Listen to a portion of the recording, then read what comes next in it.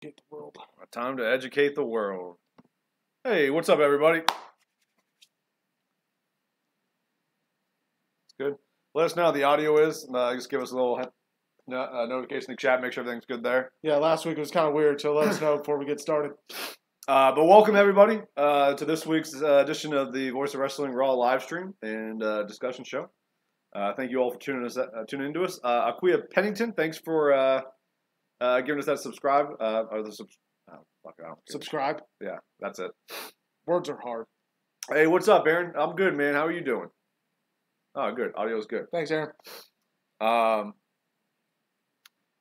Thanks, Mark. Thanks, Much Mark. appreciated. Guys, so as a lot of you probably know, we do the Voice of Wrestling Championship every week. Apparently, Saki, the sock puppet, not going to be able to really hang out with us too much tonight. But he's in Cancun, so how bad does he have it? Yeah. So, but Saki, if you are able to come back, around 11 o'clock here, Eastern Standard Time, you're the champion, so you're automatically in the finals if you can make it back for that. Cool. If not, fucking enjoy Cancun, man. Yeah, Aaron, we remember you. Remember you every week, man. But yeah, so we do the Voice of Wrestling champion every week. And this week's theme, since he's never fucking here anyways, Brock Lesnar. We figured we'd talk about him since nobody else does. And he kind of had a thing that happened over the weekend. Which we'll get into. So yeah. Bill watched New Japan Wrestling for the first time over the weekend. I did. I was actually pretty impressed. The first two matches were kind of eh. But once it got into like the Young Bucks, who I'd never actually seen, and guys like that, it was awesome. It was pretty nonstop. I mean, the difference is in the production and the venue. Aaron, that's a heart. The difference in the production and even like the broadcasting. I mean, JR, love him to death, sounded like he could have cared less half the time. He broke his ribs or something like that halfway through. Remember when that guy came into the ring during that match, the Jay White? Somebody broke JR's ribs. Yeah, so they did it. Remember when that guy came into the ring? We were like, "Oh, what's this going on?" Yeah. Apparently, that was a fucking shoot. Like they did a spot, and like the table like went into JR's chest. And he has a rib injury. I don't know what he went to the hospital. It's not Bell's palsy. It's not a rib injury. Breathe with a broken rib. I understand that. Yeah. You just been but talking that's shit why on good old JR. I didn't know he had a broken rib till right now. Well, no, that's why I was letting you know. Thank you. I appreciate that. He was trying to rub barbecue sauce on it to make it all better. But yeah, so apparently that's why that guy came in the ring. Like that was a shoot. Like that wasn't a planned spot. Oh apparently. my god, you weren't even close at me. That was pretty bad. But no, I liked it, and I've never actually watched. I've seen highlights of Kenny Omega. Hey, thanks Curtis Brown for the subscription, man. Thanks, Curtis. I've seen Cody Rhodes when he was in WWE, but I haven't followed it a ton after that. But I mean, they killed it. The suplex off the top of the ladder was just legit and then Cody takes the table spot. Yeah, it takes the table spot when the table doesn't break. Apparently, New Japan tables aren't very forgiving. Apparently, those aren't the real New Japan tables. Those are American tables. That one wasn't.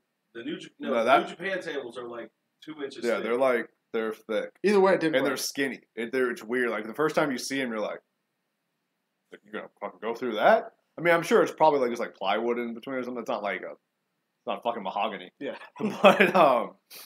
But yeah. And what do you think of the main event, Omega and Kenny? Yeah, just talked about it. Yeah, but you talked about spots. So what do you think of the overall match? I like the overall match. Now, I don't know enough about the Bullet Club to know at the end what was that was a big going fucking on and deal. what wasn't. Holy shit. I knew that Cody was like on the outs, I guess. Or not on the outs, but there was like a feud, kind of like a Civil War thing. And from my Marvel Mark here, he loves a good Civil War. So I thought it was cool, but I didn't have a lot of background interest, I guess. But I'm in. Like I'll watch New Japan if that's what's going to be. It's fast. That's the coolest part about it. Is the matches are 20 minutes, 30 minutes, but they go the entire time. They even tell you how much time's left. Yeah. Wish WWE would do that. And that one guy, Takahashi, I think his name is, he like broke his neck on that spot that we were all like, oh fuck. Then he kept going. Oh, he won the match. Yeah, with a broken frickin' neck. Kurt Angle, watch out. Steve Austin, that's right there. But yeah, so here's a question for you. We watched that whole event, the G1 special. what was the last event you saw that was as good or better than that? The last NXT. Fair. And before that, the NXT before that. All right, let's go main roster then. You can't pick NXT. I'm going to make you think.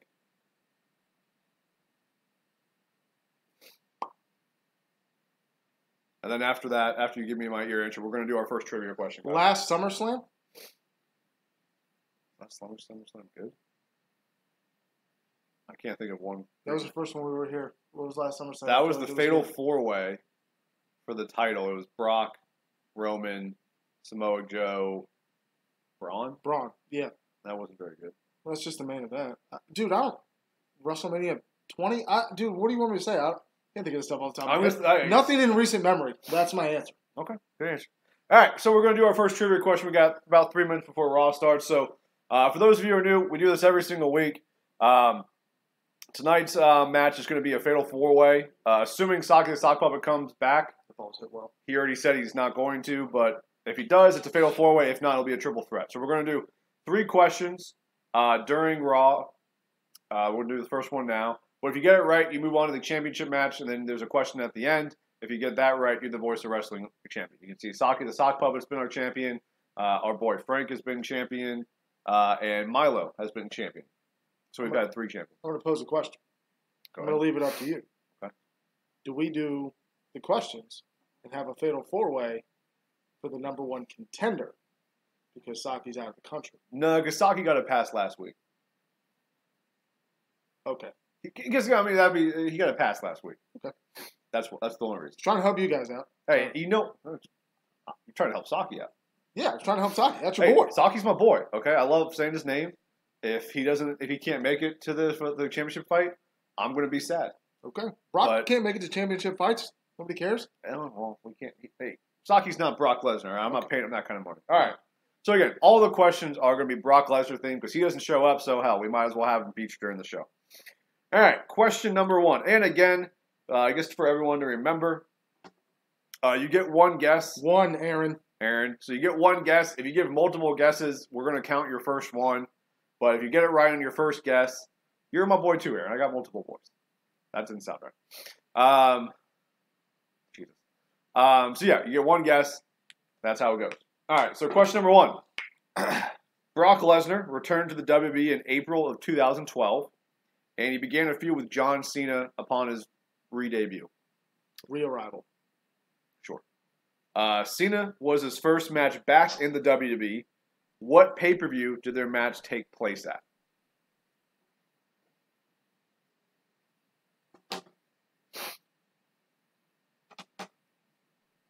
Thank you, Kevin. You're appealing. I'm peeling. Shave me from myself. So I'll repeat the question one more time. What pay-per-view did Brock Lesnar have his first match back with the WWE in 2012? Aaron, it is not SummerSlam. Good guess, though. Aaron, you get 1 guess, bud. We've gone over this. I know you're just doing it to troll us, but you only get 1 guess. This week. Not biting.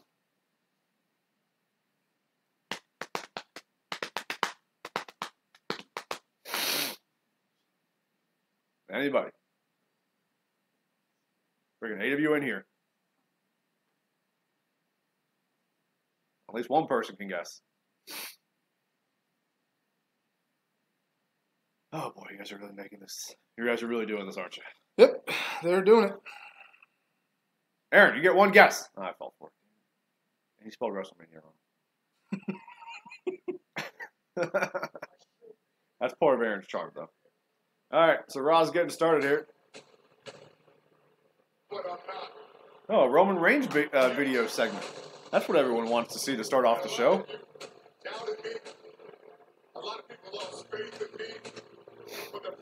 All right, so give you guys 10 more seconds. 10, 9, 8, 7, 6, 5, 4, 3, 2, 1.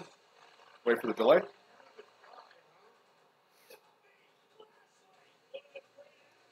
All right, I'm going to give it to Aaron. He got on the second guess. No one else guessed, so I'm just going to give it to Aaron. The answer is Extreme Rules. Brock and Cena wrestled at Extreme Rules 2012, an Extreme Rules match. Congrats, Aaron. Aaron, you're in the championship match, bud.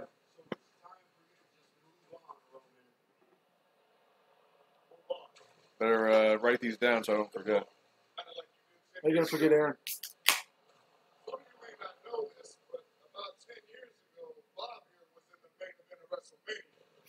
No, he wasn't. And then what did he do? He moved on. He left. He quit what? He wanted to be a big superstar in the MMA, and how'd that work out, huh?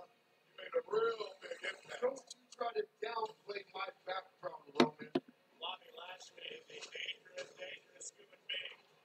Because I'm the only one here that has... They are trying so hard to make this seem like it's a big match. They're trying so hard.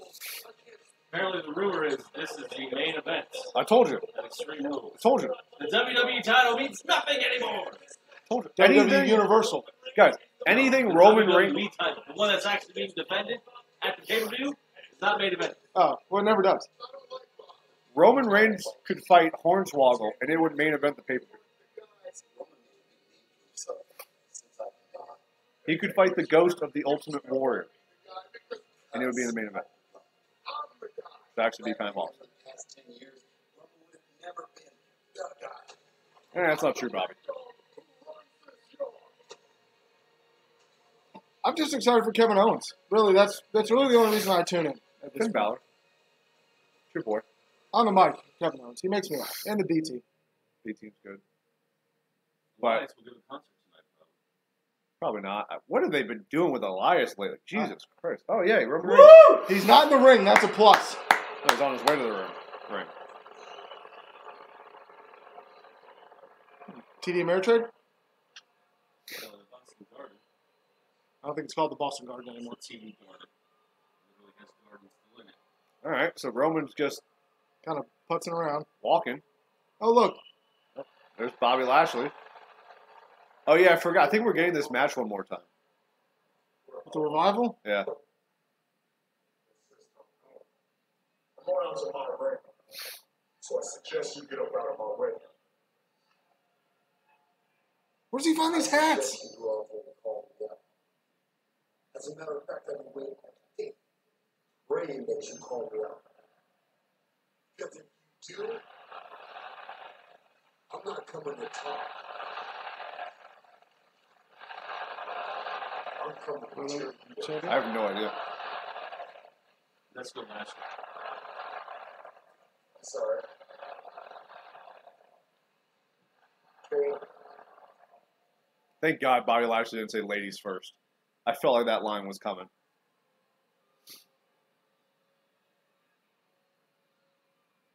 Good camera look. He forgot he's not supposed to look into the camera directly. Don't worry about it. Here we go. Umaga's dead, Aaron. Ladies and gentlemen, tension is at an all-time. Sorry to break the news to you, bud. Is it Michael Cole? Is it? I still don't know what they were chanting. I believe they were saying let's go Lashley. I'm just going to throw this out I there. doubt there was a Bobby Lashley chant that was that loud. Apparently that's what they want. They want Lashley in Boston. It's the first time Boston's wanted a Oh, black oh, athlete God. to do well. Oh. All right? Good Ortiz. He's Dominican. It's his fucking stick. Let's not go down this road. So Roman is slowly making his way out to the ring, Enjoying the booze. soaking it in. Rubbing his wrist. Yeah, that's kind of weird. It's almost like Dr. Evil with his cat.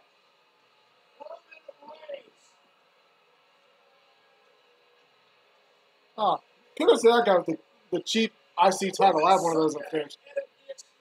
Was it a kid? No, it was a full-grown adult. There's nothing wrong with that. There's something wrong with bringing that to a WWE event. Yes, not owning one. No, but bringing that to a WWE event, yeah, there's something wrong with that. If you're a little kid, no problem. Bring a little fake belt. You're a grown man. You bring a $20 title to the Oh, so it's way better to spend $400 on one and bring it to a WWE event? I think that's dumb bringing those, too. Okay, all right. As long as we're on the same page. Because I would steal that. Sorry. Like, that's just dumb. Oh, look at Coach stepping his suit game up this week. You know what? Even when Corey Graves goes, no tie. He goes no tie a lot. Look at pocket square. You kidding me?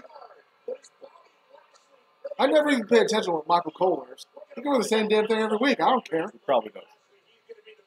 He's Michael Cole. No one's looking at him for style. God, we're 6 minutes into Raw. Could you imagine them being them last week and they couldn't be like us? This is awful. Well, if you're paying me what they're getting paid, yeah, I'll put it over.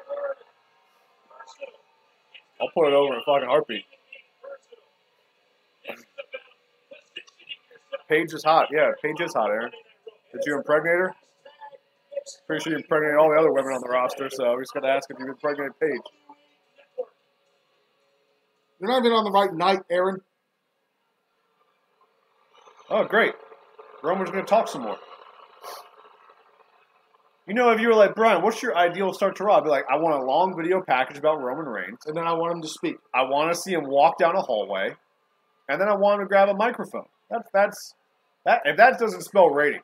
Would you be, how much of a pop would you have if Nia Jax came out right now and there was like an intergender tag team, but they both had to talk? I would say I'd jump off the balcony, but it's not high enough to kill me. So, I feel like I'm kind of shit out of options here. Yeah. After this week, I don't know. Maybe I'd go Van Gogh and cut my ear off. On there's a camera? whole lot Sure. that I can Sure, get some come out views. and talk about. Hey, Milo, welcome back, man. What's up, Milo? I've literally never had anybody stare me in the face and say, go out there and call me out, Roman. I doubt that. You played in the I ACC. don't know about you, Boston, but I'm curious about what Bob can do. Notice how he said Boston and they didn't pop. That's how bad that's how much they hate Roman Reigns. I just love the fact he calls him So Bob. Bobby Lashley, I do like that. get your ass out here because I don't like a grown man being called Bobby. I don't like anything It's weird. As somebody who's been called Billy, I hate anything that ends in a Y. Just stop it. Aaron, be nice to people, man. Calm down. What if it's Billy? Milo, you missed it earlier. We already did the first question, but we're going to have two more. Billy T, that works. And this week's theme for the questions, it's all Brock Lesnar related questions. Since he doesn't show up on Raw, we're going to have him show up on the stream. So, I think we got a fight going in the chat right now. More Aaron, fight that's going to happen right here as we watch the revival again. good comeback, Aaron.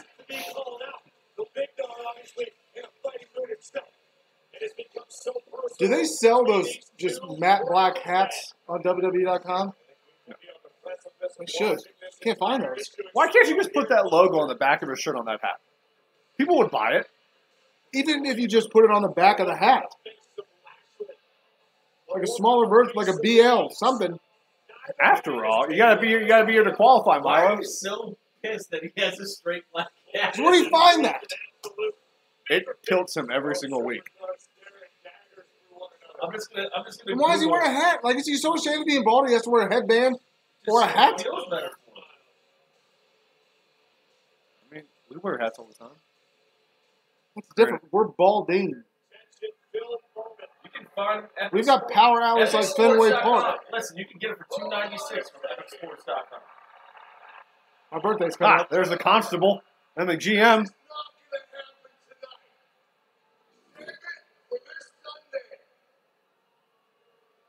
Lululemon has one for $38. Jeez, I bet you that's Lululemon. Bet you.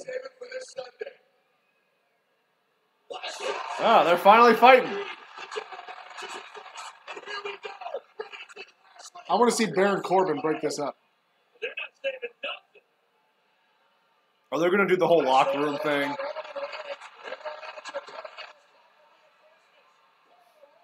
Who's the first one in? Who's the first one in to save the day? Look at Mojo Rawley. Really? That's what you want to brag about Finn being with the other jobbers coming out to break this up? Bobby Roode's not a jobber. You know who's not out there? Practically. Elias, Strowman, Rollins, Ziggler, McIntyre. Mojo is. Exactly. Did you The see? B team isn't even out Did you there. see Ty Dillinger cook Mojo Rawley on Instagram today? No. WWE.com put up a thing. Oh, hold on, I'll find it. We don't have Aaron moderators yet, Aaron. Maybe someday. Stream's got to get a little bit bigger for us to do that. No, it was Mojo. Goldust did Dillinger. No, it was a picture of Mojo, like on his Instagram or something. It was a picture of him like celebrating after a big move, and it said, Well, I'm sorry. This is so played it out. said, and the crowd goes wild, and Ty Dillinger commented on it and said, well, All I'm right, glad hey, Mojo heard it, nobody else did. This whole... Hey, Finn Balor and Baron Corbin are fighting now. Oh, no. Now the BT's out there. I hate... This is so played out. I'm sorry. A whole roster of WWE superstars would be able to hold Bobby Lashley and Roman Reigns back. I just don't... They do this too often.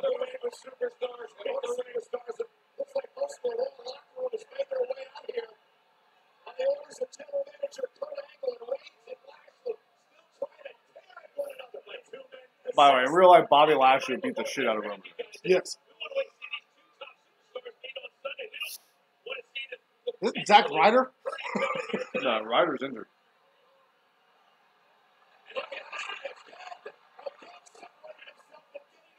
This is so bad. I hate it's so dumb.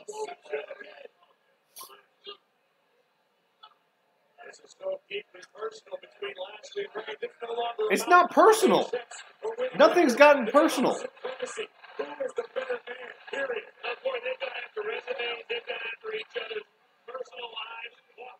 No, Aaron, I don't get it. The real question is, why did No Way Jose come out without his conga line?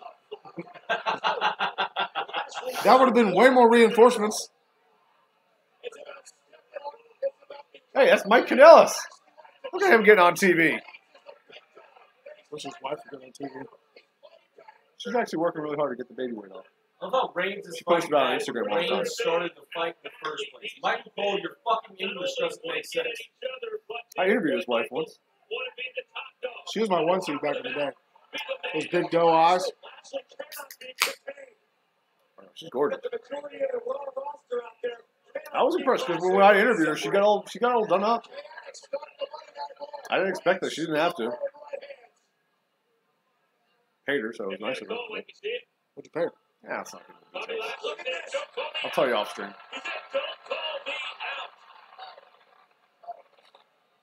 Maria's not?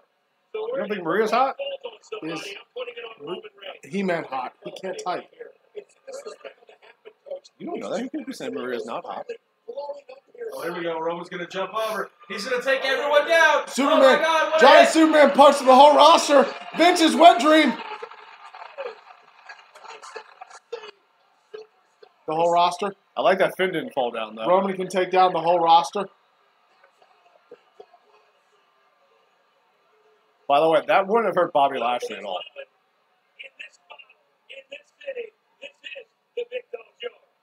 No, no, coach, it's not.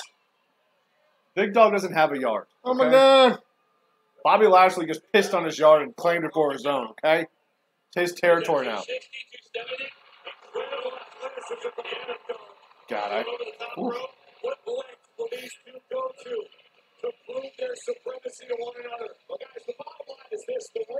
So, will Vince just never get over Roman Reigns? He's going to be the top star for the next 8 years? And we're just going to have to endure this for 8 years? Because he ain't old. He's probably, what, like 31? If that? Maybe. Alexa, how old is Roman Reigns? Joanna White was 33 years old. He was born on May 25th, 1985. So he's 33.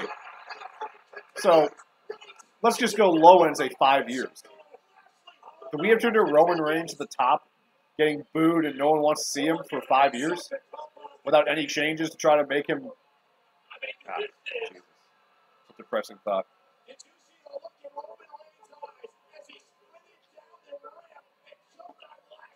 You know, Whatever is going on inside of Roman Reigns right now needs to be contained. Bring back Bobby Lashley's wife to management. She got good heat. He's a baby face, so maybe that's not the best idea, but... Come out here to Well, for Roman Reigns, a lot's going on, and you mentioned the last few months, Coach, and it finally exploded here tonight, and it's going to go to another level. He is on sweating Sunday in profusely. Extreme Rules with Reigns and Lashley finally clashed in a match. Boy, that was insane. Most work Rhino's gotten since the eating contest thing. All right. It was pure pandemonium out there. I mean, the pain, the destruction, it was crazy. It was intense. That was the last day. There's the pain, destruction. We're going to bring on Natalia and Nia Jax.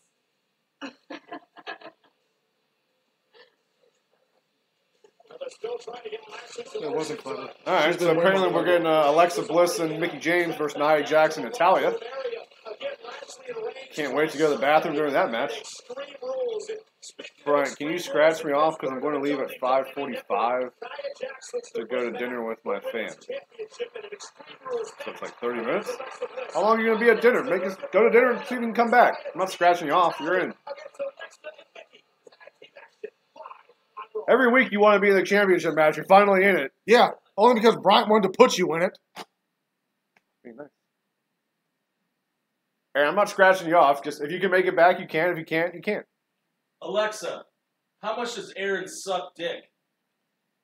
Sorry, I'm not sure. Why are you doing that? Aaron is one of our. Oh, Aaron is our most loyal follower. Aaron, ignore God. He's an angry God today. All right, what do you think of the opening segment, Bill? Here's my thing. Do you want me to talk about the opening segment or Roman Reigns? Oh, All right, here's my thing with Roman Reigns. It's not that Roman Reigns is not an athlete. Guy played Division I college football.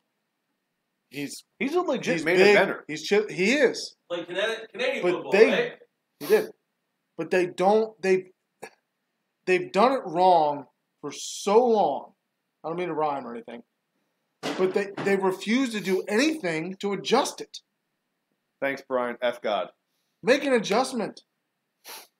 No. You and I are both coaches. Keep doing the same damn thing over and over and over again. It's not working. What's the first thing you say? Make an adjustment. And they won't. What adjustment are they making here? Trying to make him seem even more superhuman than they already have? Yeah, they don't need to put him more over. Yeah. He's over. The only way this plays, and it won't, but the only way is if Bobby Lashley beats him. Clean, straight up. Which I think is a real possibility. I just don't see it. I You're think the one it's who's been telling me Roman's the one that's taking the belt off of Brock. I think that's who they want it to be. But I just don't get why, if you wanted him to take the title off Brock, why didn't you do it at WrestleMania? That's the thing that I keep coming back to. Where everything seems like, yeah, it is going to be Roman just because that's how the WWE books it. But why would you not give him that moment at WrestleMania? What moment? What moment? To beat Brock. I'm not saying it would have gone over well, but give him that moment. They tried to give him that moment at the Royal Rumble. Because the other thing is because Brock didn't sign like a 3-year contract. He signed through SummerSlam pretty much. Maybe a little bit longer because for the UFC stuff, he has to clear the USADA testing, which is going to take 6 months. So maybe you get Brock through Rumble at most. Well, I read that the earliest he can fight is January. Yeah. The earliest. Yeah. And Cormier's been public saying that once he returns 40, which if my memory correctly was like next March or April, he's retiring. Maybe he would hold out to get one fight against Brock because that's going to be a massive payday. But anyways, I don't get, if you wanted Roman to take the title off of him, why would you not done it at WrestleMania? Why would you wait till a SummerSlam or a Survivor Series or whenever it happens? Why wait? It's going to mean more at WrestleMania than any other place. Not that that's going to mean much to begin with. But that's my point. I think maybe the little inkling of hope that I have in WWE realized this isn't going to mean a whole lot. After Mania, they put the IC title on him. Is that before or after? No, it was before. Sorry. So then he loses the IC title. He loses at Mania. Now he loses to Bobby Lashley. And maybe that turns him, I don't want to say heel, but maybe like it. Cena had that year of losing until he beat The Rock at Mania. There was he lost. He had that 5 years of winning. Roman's had the 5 years of winning, but he's been around that long. Yeah, but nobody ever liked it when he won. That's the thing. Cena won. People liked it when he won his first title. When he beat JBL, he was crowd surfing. Well, yeah, that's that. But that was 8 years before. But no, I mean, I don't disagree that Roman should be a heel. We talked about this the other day. Like, I don't just. If you look at the biggest heels, or the biggest baby faces in the company, Hogan, Rock, Austin, Cena. And I'll throw Shawn Michaels in there. Hogan was a babyface all along. Stone Cold was a heel, got over, became babyface. Rock, heel, got over, became babyface. Cena, heel, got over, babyface. Shawn Michaels, heel, got over, babyface. You can even throw Seth Rollins in there. Not to that caliber, obviously. Yeah. But, and then you could do it. I could throw a lot of other guys. They've done the opposite. My boy Bret Hart, heel forever. Or face forever. And then all of a sudden they're realizing, all right, well, he's getting booed in America. What do we do? Turn him. Let's turn him. Let's make the Hart Foundation again. All that stuff. And it worked. Yeah. People like heels now. Look at the most over guys on the roster, top to bottom. Right? Seth Rollins, babyface. Kevin Owens, heel. Braun Strowman, babyface now, was a heel for a long time, got over. AJ was a heel for a long time, got over as a heel. He didn't even really do a babyface turn. He just, people like me a lot, so I'm just going to be a babyface. That's kind of how it was with The Rock. Yeah. So that's what frustrates me about. The thing that frustrates me about Cena is, well, you could say Shinsuke. Shinsuke's more over now. Yeah, he was a babyface though. That was the whole thing. Babyface, him and AJ. Then they turn one of them heel. You know who needs to go heel?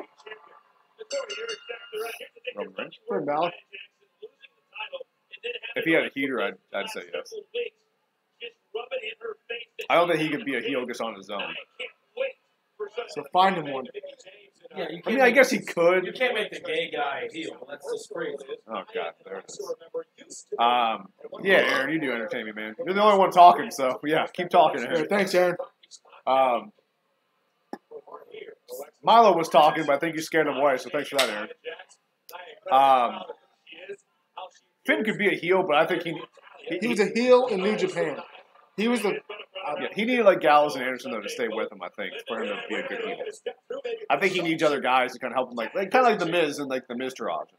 Grant, Miz can be a heel on his own because Miz is a great talker. Yeah. Finn's not a great talker. He's not bad, but he's not. I think he's done it long enough, and I don't know this. This is just my gut feeling. I think if you let him do his thing, like give him a little bit of freedom, I think he could be. He's been on a mic long enough. He understands how it goes, if that makes sense. I'll play this game anymore, so. Yeah, all right, let's talk about other things. Roman's just going to piss us off the entire time. Oh, great. All right. It's commercial. You guys got Bryan? I'm going to feed the dog. What's up, everybody? My deep, sexy voice. Tell him what you did when you got home. Nope. Not going to talk about how I dropped the smoothie all over the Same carpet. thing that you do with the phone right there. Just drop everything in your hands. Well, Miz is kind of a babyface because people are cheering for him now. Yeah, no, you're right. I mean, people, all the top heels, like Elias. Elias might be the most over guy on the roster. He's still a heel. Miz is a heel. He gets cheered. There's plenty of examples of heels that get over and get babyface reactions. It's just, I don't know. I'd love to see what kind of merch Roman's moving. It can't be that much. I doubt he's the top merch seller. That was the reason Cena never turned heel. Cena made them so much goddamn money that they didn't want to turn him heel because he's still top 3. Oh yeah, Cena's still up there. No, I'm talking about range. It's still top 3. I know he's towards the top, but I want to see like how much is it compared to like what was Cena doing at his height. Oh, I don't think anyone's at that level, but people. I mean, Daniel Bryan was, CM Punk was. From what I've read, Elias has surpassed Reigns right now. That doesn't surprise me. I got a fucking Elias t-shirt. I got a birthday coming up. You want a Roman Reigns shirt? Okay. Believe that. But yeah, I guess I don't. I mean, look, every guy with a wrestling show talks about this. Let's just be honest. Roman Reigns is that. I mean, and maybe that's what they want. They just want you to fucking talk and bitch about it. But I don't know. Vince Russo says this all the time. Wrestling viewers, the WWE's viewership goes down every single year. And wrestling as an industry is the hottest it's been since the Attitude Era right now. You got New Japan, Ring of Honor. You got all these great independents in the U.S., the U.K. You got Pro Wrestling Noah in Japan. You have all these great avenues for wrestling. And like I said, Bill watched New Japan for the first time on Saturday night. We watched the G1 special.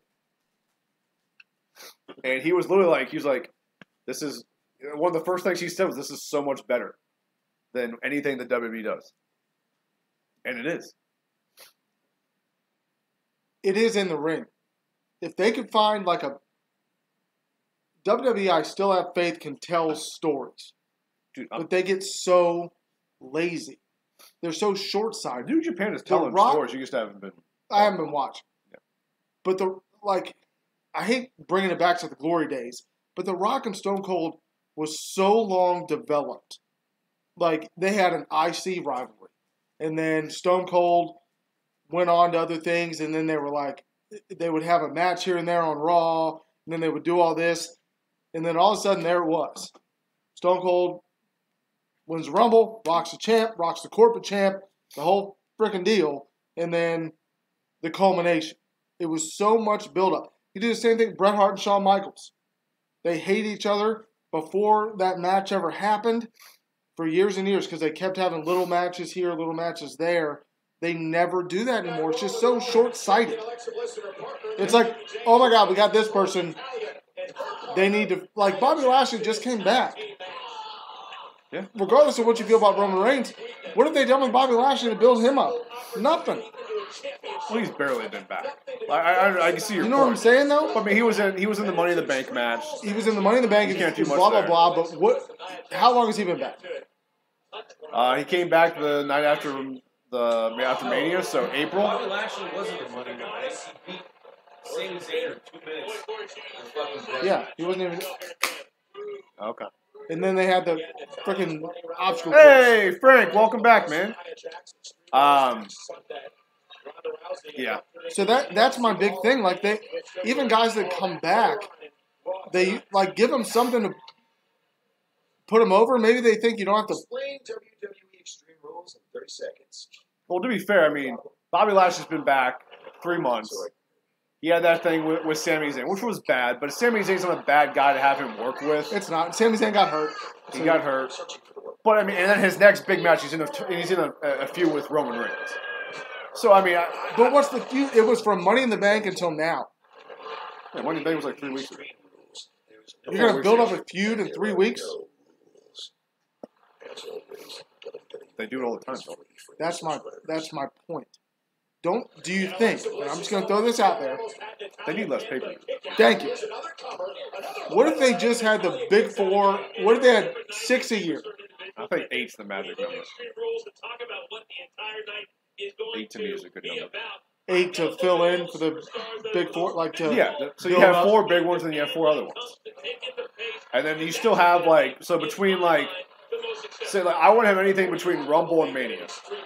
So you still have 2 months of build there. And you can have big matches on Raw and SmackDown to get people interested. Yeah. But, I mean, they won't do that, they won't do it now more so than ever because of the network.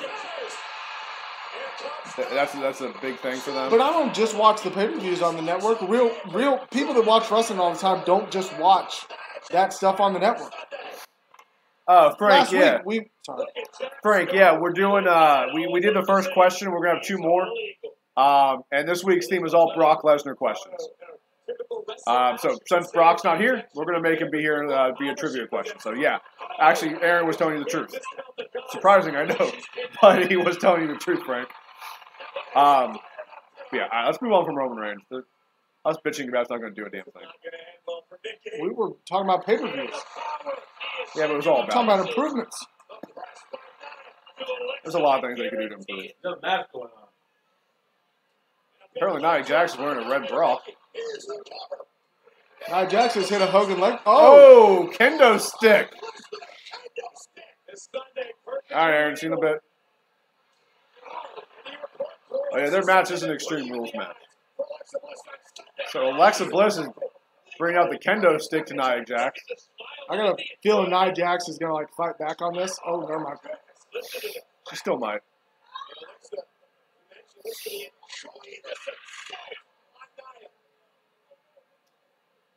Oh, she's a lefty. Told you she's going to come back.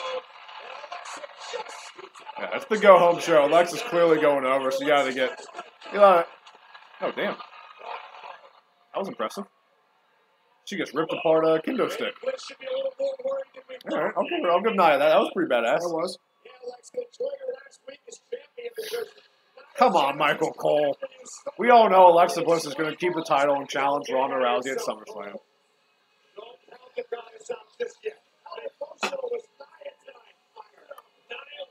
And yeah, I think Rousey's back 2 weeks. Something like that. Yeah. But apparently she's not suspended for a full 30 days. She gets to work house shows.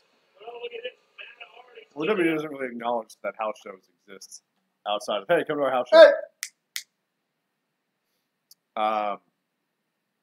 Oh, God, I forgot they did that last week with Kevin Owens and the fucking porta potty. It's the only thing they did last week. Hey! Todd! Hey! I promise I'll be back for the championship match. Okay, Brian? Sounds good, Aaron. Have a good dinner at Red Lobster. Get the biscuits. You want a Red Lobster? Really? Is that the best seafood option you have? You know where he lives. It could be the creme de la creme. Lives in Phoenix, right? No, he lives in California. He could be lying about that. He's lying about a lot of things. Has he ever mentioned Chili Davis? Yes. That was like week 1.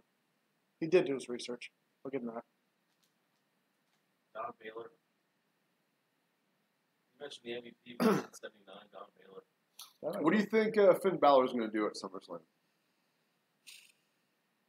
Not what you want him to do. What do you think he's going to do? I think he fights Corbin again. That's my default answer. I don't think so. I think he challenges Ziggler for the title.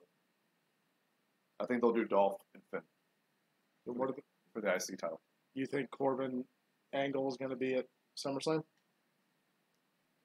No. I don't think Corbin's really going to do anything at SummerSlam. Then why have him at Extreme Rules? To put Finn over. I think Finn goes over in that match, and that sets up Finn going to fight Dolph for the title. Granted, I don't know what that leaves for Seth Rollins at SummerSlam. Rock. The Rock? Lesnar. No. Well, here's the thing. I'm all for it, They're but they won't happen. and this, now you're getting into what I want. If they're going to do that, they're going to go Finn against a heel like Ziggler's trying to be, or is. He is. They can irritate him enough to bring back something. Bring back the Demon at SummerSlam, where it started. Okay, first of all, it didn't start at SummerSlam. Well, it started on the main roster. No, he was the Demon on Raw the week before. So, no, did not start at SummerSlam. Get your shit right. Sorry. Where he was... That was the stupidest thing they did, by the way, was have the Demon come out on Raw. It's like, really? No, that's so fucking dumb. It wasn't dumb that he never ever got another Universal title shot. That wasn't dumb. Because everybody loved him. Everybody was okay with it. He was hurt for a long time. It wasn't his fault. I didn't say it was. WWE doesn't literally go by the rules. Hey, what's up, Bud Weber? Thanks for checking us out, man. Welcome to the stream. Hope you're watching Raw. But no, look, there's a rule. Like, the reason Daniel Bryan got stripped of the WWE title, the rule was you have to defend the title within 60 days.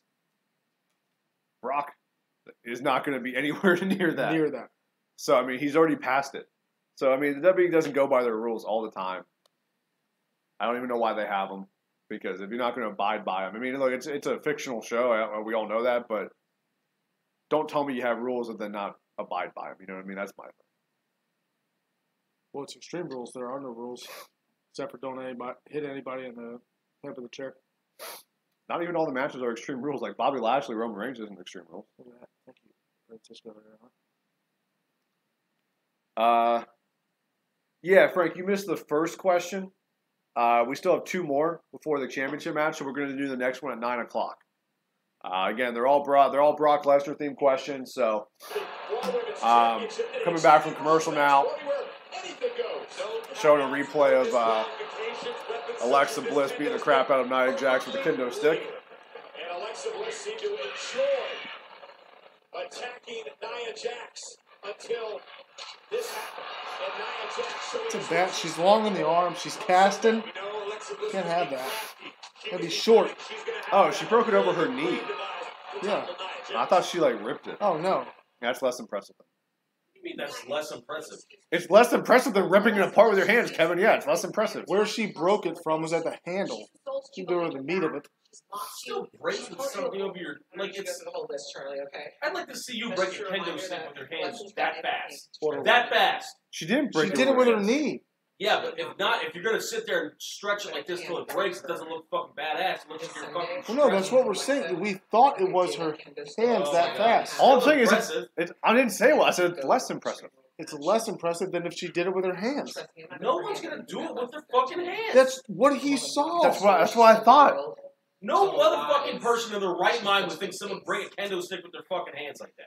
Paying it back to I her. can't believe no Why one are you saw getting it. so mad about this? Because you say it's less impressive that she broke something that you could never do 30 million times. If you couldn't do it if I gave you 15 days to break it You with know, your hands. Alexa Bliss was just watching that No interview shit. because Nia Jax So it's so impressive. down The now. word is impressive. There's no less impressive. Okay, Kevin. It's impressive. What Nia said is Kevin, I can't do probably anything that's on fucking Raw. You want me to say fucking Raw is impressive as shit?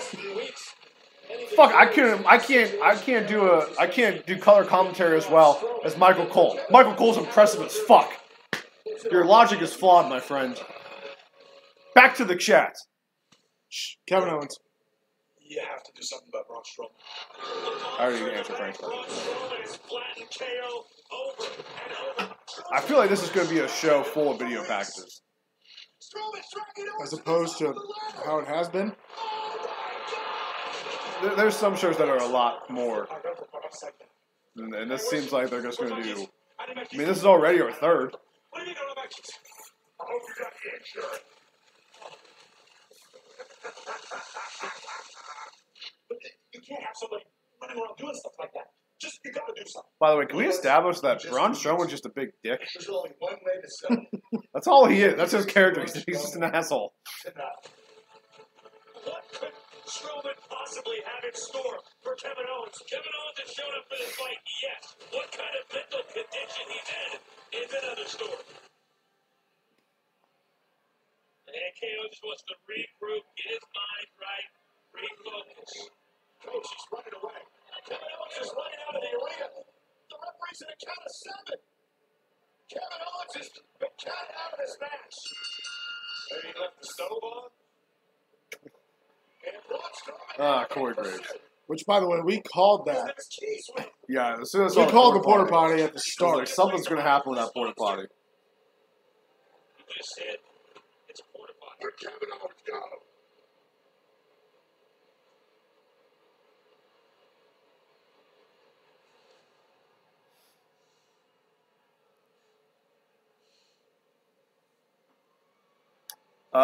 Bud Weber, can you retype that? I'm not sure what you were trying to say there. Happy to answer, just not sure what you were saying.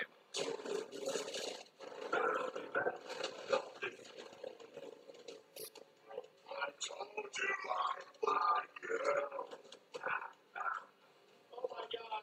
By the way, have you ever seen a porta potty with a rope attached to it? No. But it could be under it. I really have no idea. I haven't checked it out that often. That's your research for tomorrow, bud.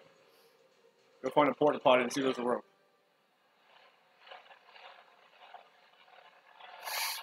Also, I feel like it would have been a lot less work just to kick it backstage. But, you know,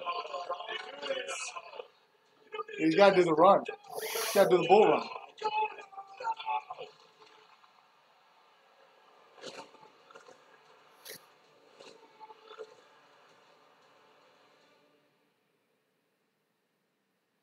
Kevin Owens was inside that porta john.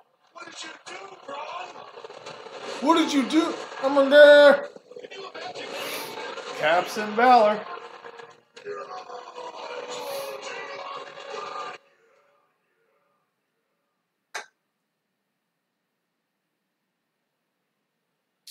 All right. Getting Kurt Angle backstage now. What are you doing? Rocking the Sami Zayn polo. Or not polo, the sweatshirt. I'm here for work. Brought to I'm Baron professional. Corbin one last Like week. a professional, I show up for work. Yeah, I remember that. Despite this vendetta you have against me, or Braun Strowman's weird obsession with me, I'm still here. And look, I know you. Could this possibly be setting up a Kurt Angle, Kevin Owens match? They can't just have Kevin Owens keep fighting the GMs. They can't. I've got connections. You know what? I bet that's why you let Braun Strowman torture me, isn't it? And then Because Kurt this is Angle's my- dad comes out and he this is a headbutts him. Kevin Owens show. Well, guess what?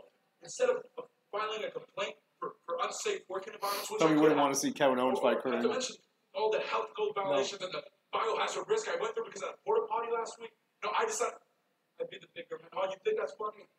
It's a little funny, Kevin very Owens. funny. Well, you think this is funny, Kurt? You know what this is? Let me enlighten. This is a doctor's note. It says I'm not medically cleared to compete tonight, but I'm still here. And since I am still here, I figured I'm going to hang out in one place that I know I'm safe from Braun Strowman, and I think your office is perfect. So if you need me, I'll be here all night.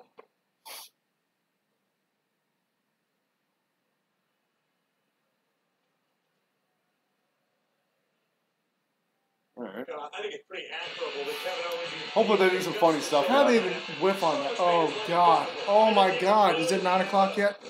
Nope. Looks like we're going to get Mojo Rawley versus No Way Jose. The most anticipated match in WWE history. Did you know that Mojo Rawley doesn't get hyped? He stays hyped. How does somebody get this jacked up when nobody cares? That's what happens when you go to Maryland, man. That's a good point. That's a good point. I throw up, my dude. Why are you throwing up, bud? That's not good. Not good at all. Maybe take some Pepto-Bismol. Suck on some Tums. Rolaids. All right, we're back to a commercial break. Jesus, this Raw is... Shaping up well. Oh, I need to stop watching other wrestling Oh, shows. my God. I need to stop watching other wrestling shows to be like, oh, this is great. Well, everyone that's checking out the stream tonight, thank you very much. If you don't already, please hit the subscribe button. Subscribe to the Voice of Wrestling. You can check out our show every Monday. You can check out our flagship show, The Voice of Wrestling with Chris Cash and Nick Pagliano. That airs, comes on the Fight TV every Wednesday at 5 p.m. Eastern. And you can watch it on demand there anytime, or you can check it out on our YouTube channel here. You can also check it out on podcast. Subscribe to the podcast, Voice of Wrestling. If you don't already, like us on Facebook. Just search Voice of Wrestling. We'll come up.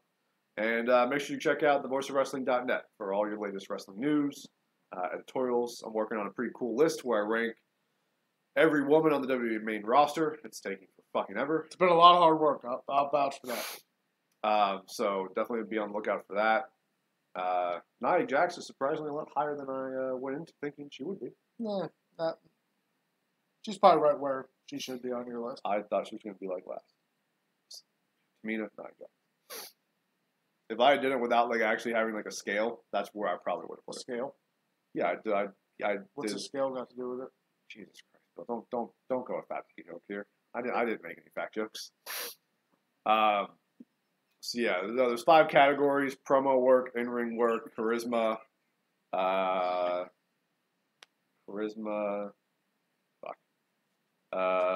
Wrestling. I said in-ring work already. Okay. Charisma. Character. Their persona. Yeah, persona, character. And then got it right here. What was the 5th one? Oh, their overall look. And that's not like an attractive thing. It's like how they look in the ring. Like Becky Lynch didn't score very high because she wears ridiculous ring gear. What did Nia score? I'll tell you. Nia's overall look. Out of what? 10. 8. Nia's look isn't bad. She looks like a freaking monster that can just destroy anyone on the roster. What did you give her for, like, promos or whatever it is? Okay, so promos she got a 4, which is that's being generous. It is. In-ring work 5, charisma 5, that's generous. Overall look 8, in-ring persona 5. You're gonna piss some. Just from my personal glance at that spreadsheet, you're gonna piss some people off. That's fine. I went into it being very honest. What are you talking about? People low? Yeah. Is this the actual list? This is them ranked? Yeah, this is bottom to top. Oh, okay. I was sorry. You thought Tamina was number 1? No, I was looking from down. Hold on. Is this the whole thing? Yeah. Oh. There's only 24 girls in the roster. Women. I like your 2 seed.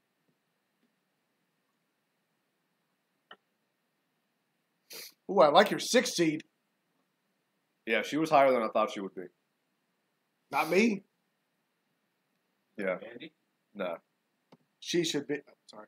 Ruby Riott. Who? What were we going to say? She'll end up higher. Yeah, She, a lot of these. she hasn't gotten to do a lot of the charisma part of it. Yeah, a lot of these guys, I have said, like, I said she could be higher eventually. Same with her. I haven't gotten there, but she could be. Hold on. And I'm biased. How's that not higher? I What? know they're redoing it, but they're redoing it the right way. I just don't really know what she is other than her gimmick right now is that she's a hot chick. She's the goddess. She's a hot chick. They're pretty much giving. I read it online. They're pretty much giving her the Emelina storyline. Yeah, because she's hot. No, it's because Emma couldn't pull it off. Yeah, she can. I didn't say she couldn't. I have to see more. You don't watch SmackDown. How you gonna see it? I watch I read the recaps. Oh my god. You're just biased. Biased because she's absolutely gorgeous. That's And that's her character. That's not what the look is. That's not what I'm about to score on the hotness scale. That's her gimmick.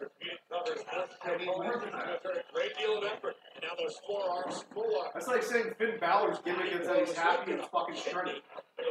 Well, right now, that's what it is. I know, it's not. It's not good. All right, well, we got Mojo Rawley and No Way Jose going as our viewers drop just like Raw's. Oh, it's okay. He's going to run like a tackle because he used to play football. In case you didn't know, he knows Rob Gronkowski. So we're going to hold on to him right up until Rob Gronkowski makes a WWE appearance, I guess. I don't know. Sorry. I thought it'd be better. Raw? Last week I got on you for expectations and everything like that. Yeah, you really did. I thought this would be better. Yeah, now you know I how I felt thought last with week. the Lesnar heat and all that stuff, they would address it. I thought it would be better. If I'm Vince, see, this is where Vince doesn't make sense to me sometimes. Brock Lesnar, over the weekend, was the most talked about athlete, arguably, in the fucking country. And probably not even arguably. He probably was the most talked about athlete.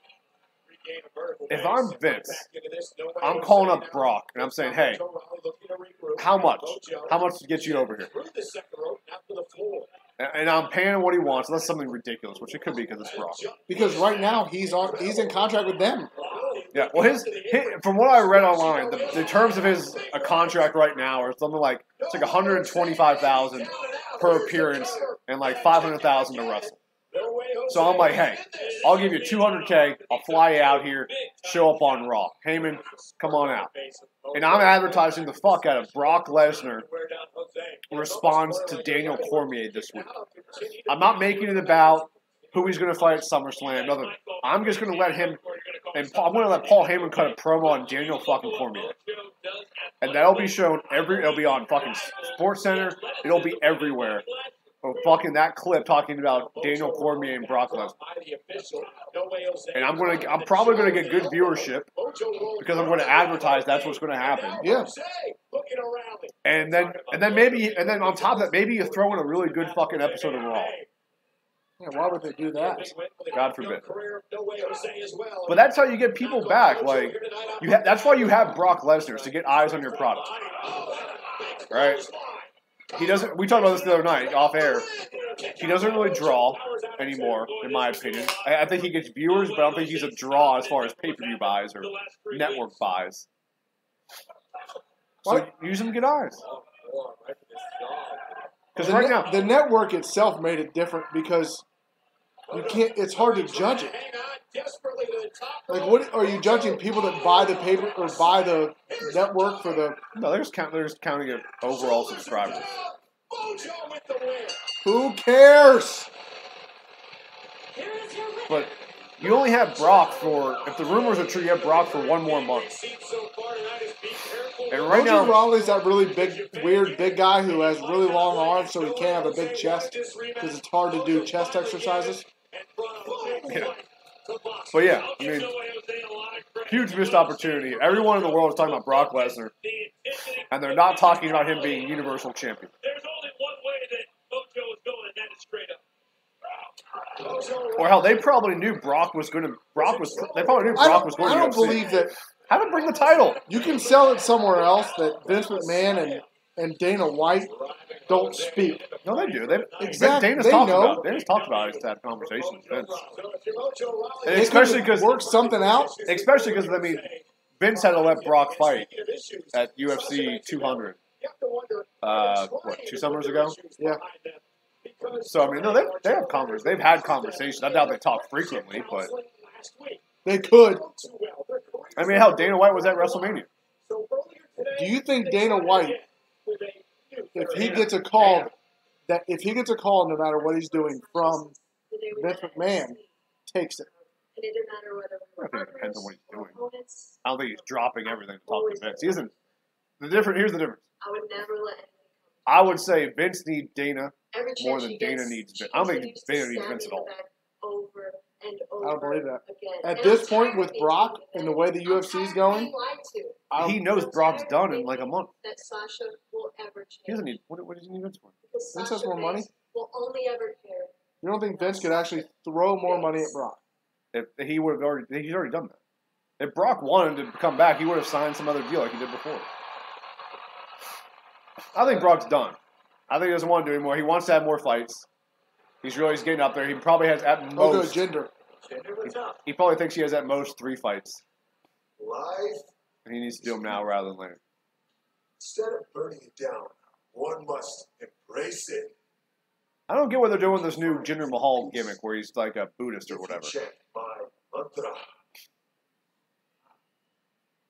Jinder, that's really deep. Maybe never thought about this. Maybe when I'm burning it down, I'm actually burning pieces of my soul. Please help me. Follow my lead. What is this? Shanti. Shanti. Shanti. Well, Seth Rollins following his own lead as he will Sunday in Extreme Rules. Because Sunday, Seth Rollins beats Dolph Ziggler for the Intercontinental Championship in a 30-minute Ironman. So here's a question. Remember, person who Right? makes up the most falls in 30 minutes wins the championship. And win a fall by count out or disqualification. And again, rivalry continues. And they face off Sunday at Extreme Rules. But Seth Rollins is here live next. All right, so Seth Rollins is coming up next. We roll slow with these. The hottest thing WWE doesn't play up. But my question for Bryan is, he had his earlier prediction that Finn would take on Dolph for the Intercontinental Championship at SummerSlam. What do they do with Seth? A lot of things you could do with Seth. Maybe the best in-ring thing they have going right now. There's a lot of things they could do with Seth. I mean, if you wanted to, you could bring back the Elias feud. That really kind of ended awkwardly. With no title? Yeah, with no title. So now you're assuming that... Sorry, I'm not trying to cut you off. But now you're assuming that they're going to bring back actual people caring about mid-card matches. Well, he's going to be in a mid-card match. There's no really top guy on Raw for him to work with. I mean, unless you want to... what they should do... Because I'm having Bobby... This is how I would book it. And they won't do this, so I'm just kind of pointless to talk about. This is what I would do. I have Bobby Lashley beat Roman Reigns at SummerSlam. Or at Extreme Rules. And then he goes on to challenge Brock for the title, and he beats Brock for the title. So there's Roman Reigns, nothing to do. They have a tag... He's all pissed off. You show like some sort of angle after he wins, where he's really pissed off. He's like flipping shit, all this kind of stuff. You do some sort of tag team match the next night on Raw with him and Rollins. And then, I don't know, Rollins does something to cost him the match. Roman turns heel, beats the shit out of Seth Rollins. And then you get Seth Rollins, Roman Reigns at SummerSlam with a heel Roman Reigns. That's what I would do. So, I'm going to say he fights Mojo Rawley on the pre-show. That's my prediction. Your idea isn't really that awful. No. What? But they won't do that. Seth? No. The Roman beats the... Well, what an actual prediction for what he does? I don't know.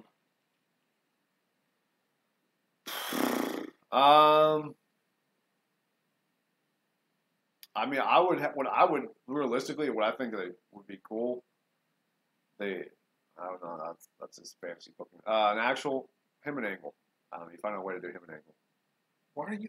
As a dream match. Whose dream? Okay, you're just down on Kurt Angle. Like he can hardly move. Yeah, he can't walk. He can move. It's not the same Kurt Angle. I'm not saying it is. But But you don't want to put somebody in the ring.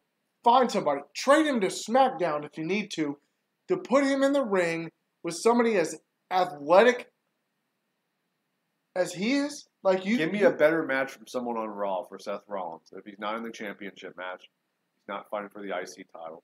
I mean, or you can have him do. You can have him fight McIntyre. There you go. He fights McIntyre. Why are you so sold on Kurt Angle? Like he can just get in the ring and do it again? Because they're going to have Kurt Angle wrestle more matches. You think Kurt Angle's done in the ring for the WWE? No, but I don't think they need to waste Seth Rollins on him. I don't think that's a waste. I think it's a waste. So who do you want him to fight then? He's not going to fight fucking... I think Baron Corbin's perfect. No. Not if you're trying to get Baron Corbin over. But he can't move. He can move still. He's still moving better than some of the guys on the roster. Who? Braun Strowman. He moved. Kurt Angle moves better than Braun Strowman. I feel like you're not remembering his match at WrestleMania. I'm not saying it was a fucking 5-star classic, but he was carrying the match for Ronda. You think he can take bumps from Braun Strowman? No, I didn't say he should fight Braun Strowman. You said who does he move better than? Hey, Rollins. He doesn't right move. Now, do you want to hear it? Thank you, God. Yeah. Hey, Rocky Winter. Thanks, man. Thanks for the subscribing to the channel. Welcome. Feel free to comment on Raw. Just talk about all things wrestling. As Bill and I bicker like a married couple. You're wrong. I'm not wrong. You're wrong. Graham can still go. 15 minutes?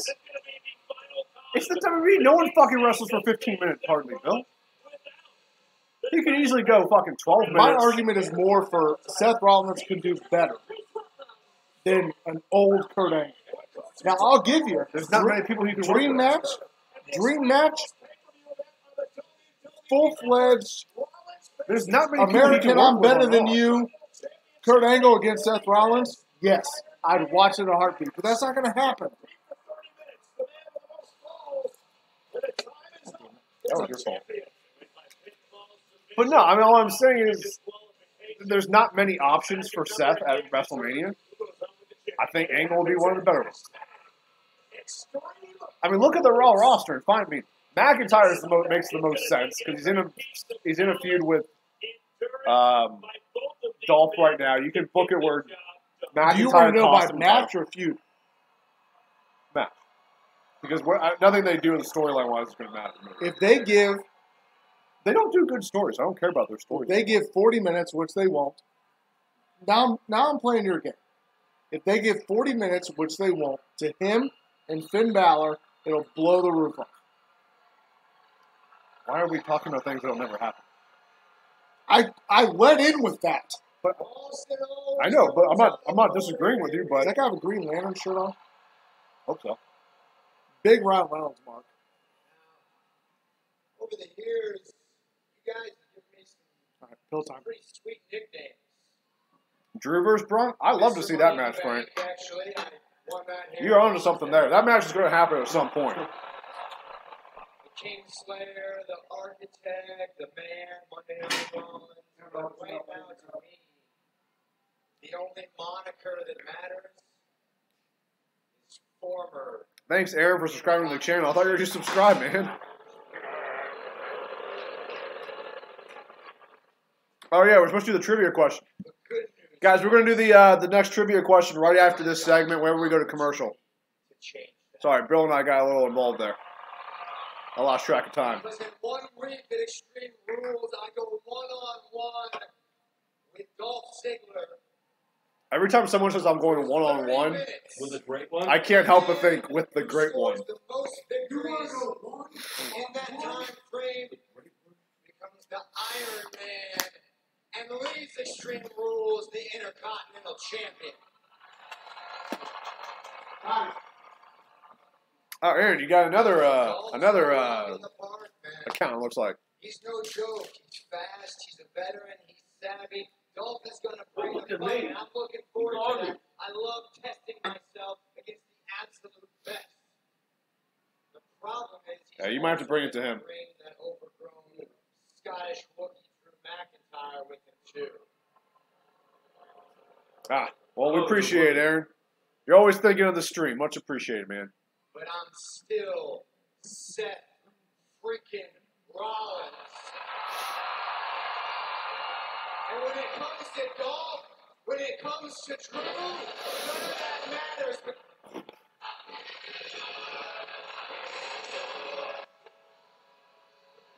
Speaking of the champion, Ooh, man, Dolph is looking sharp tonight. Who's that guy? You're a champion. You can do that. Who's that guy? Well, McIntyre's dressed to compete, so clearly McIntyre and Rollins are about to have a match.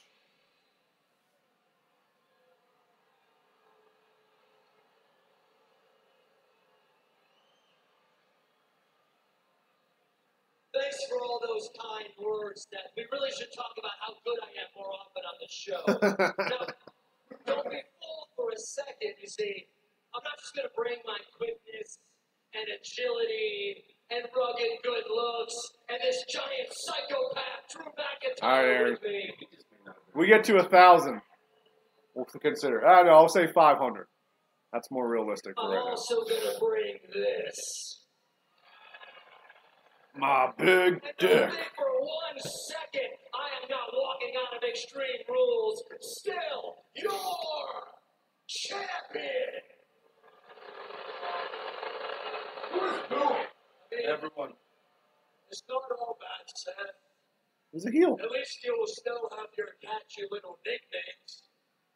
Plus, a painful, career-defining loss in which you got a glimpse of the future of this place.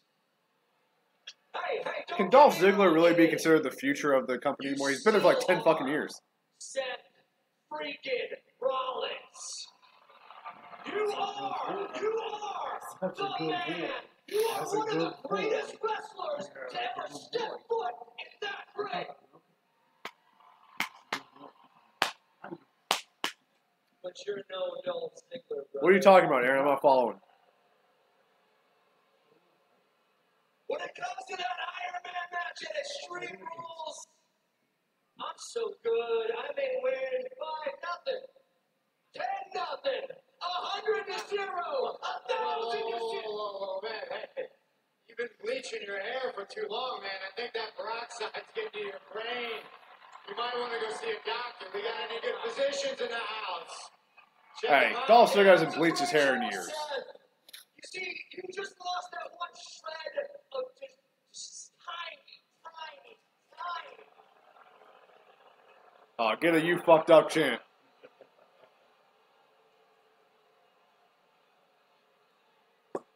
Everything you poured into this title. I'm pulling for it, Aaron. So much sweeter when I We're gonna have our next question as soon as the commercial break comes up here.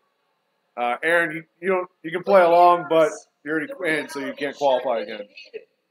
You don't win an Iron Man match by swinging a sledgehammer or flipping over truck tires or doing toe touches or whatever it is you do in a CrossFit gym. That's none of my business. You win. Hey, Jackson, what's going on, man? Thanks for checking out the stream here. About to start doing some trivia questions, so definitely stick around for that. How's your night going? It's so filled with victories, and after 30 minutes, you walk out the champion. Now, I'm not one to brag, but back at Kent State University, I racked up so many victories. When I walked out that door, I was the all-time winningest wrestler. What was that number again? 121. 121. Oh, 121. Congratulations. I bet Drew helped you win all those too, right? Looking forward to Extreme Rules. What's your what match you looking forward to the most, Jackson? Kent State, man. What was your degree in? All right. You're quite the comedian tonight, Seth. It doesn't matter where I've been. What matters is where I am going. Look at me. Damn right. Look at him. It's a fucking god over there. I am going exactly where I belong. I am going straight to the top. Yada. Hey. We know where you're going, man. Wherever Dolph tells you to go. Yeah, you know what? I think that's something. Ooh, AJ versus Rusev. Why? If they give him time, that'll be a really good match. But I don't know if they're going to give him time. And it's rumored to not even be the main event. The rumors are Bobby Lashley versus Roman Reigns is going to main event, but should be a good match. I don't think those two could have a bad match if they tried, so looking forward to that. You think AJ retains? He knows your secrets. He knows your... Oh, man. This could be bad. Hey, tell me there are no photographs, man. Please, look, I know it gets lonely in Scotland, but there are only so many sheep to go around, Drew. Please tell me there's photographs. Hey, please. Hang on. He's got jokes. That's all he's got. It's not going to be so funny, Seth. It's not going to be so funny after Extreme Rules when we leave you in the dust. And every time we roll up into an arena. Oh, great pot. You come in like every week. You make like one dirty joke. Actually, you make like 5. But they always make me laugh. Good job. A gravy pot. Excuse me, gravy pot. I haven't enough of this, Seth. You want to call yourself a man? Let's see how much of a man you really are. I've got an idea. Sorry, I'm chewing, fellas. I gotta get the computer plugged in before it dies. Fight me tonight. Find him right now. Best stuff happens at the 9 o'clock Hold hour. on, players. We're gonna have ourselves a tag team match.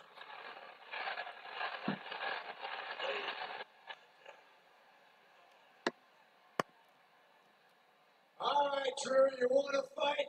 You got to fight, but hey, you better be very careful, my man, because I am a bad man. All right, that was kind of funny. Seth Rollins and Steph wisely got out of harm's way as he suckered in single McIntyre. We're doing good, man. Hulk Hogan returns and wins the title. One can only hope.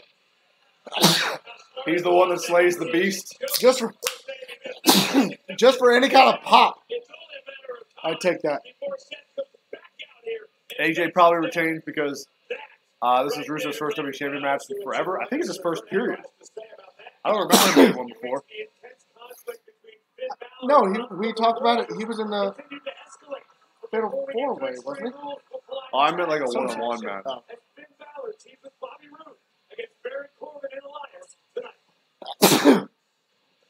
Oh. Much appreciated, Gravy Pot. I don't care if we get dislikes. It's going to happen. Greatness always has its haters. Like the B team. Like LeBron James. Whose picture already got messed up. How'd you get back there? You got it good. Walked around the table. The deletion of this extraterrestrial Deletion. will be wonderful. Okay. Jesus, am I getting to sit next to you? Fucking hell. I got Clarendon. I don't have allergies. That's a decongestion. Not congested. All right, so we're going to commercial here, and up next we got Matt Hardy versus Bo Dallas. But we're going to do our next trivia question. For those of you who are new, Jesus, Bill. Sorry. Bless you. Thank you. That's better. For those of you who are new, we do this every week. You can see our current champion is Saki the Sock Puppet. The way you become champion is throughout Raw. We have trivia questions. If you get one of the trivia questions right, you move on to the championship match that takes place at the end of Raw. And if you get that last question right,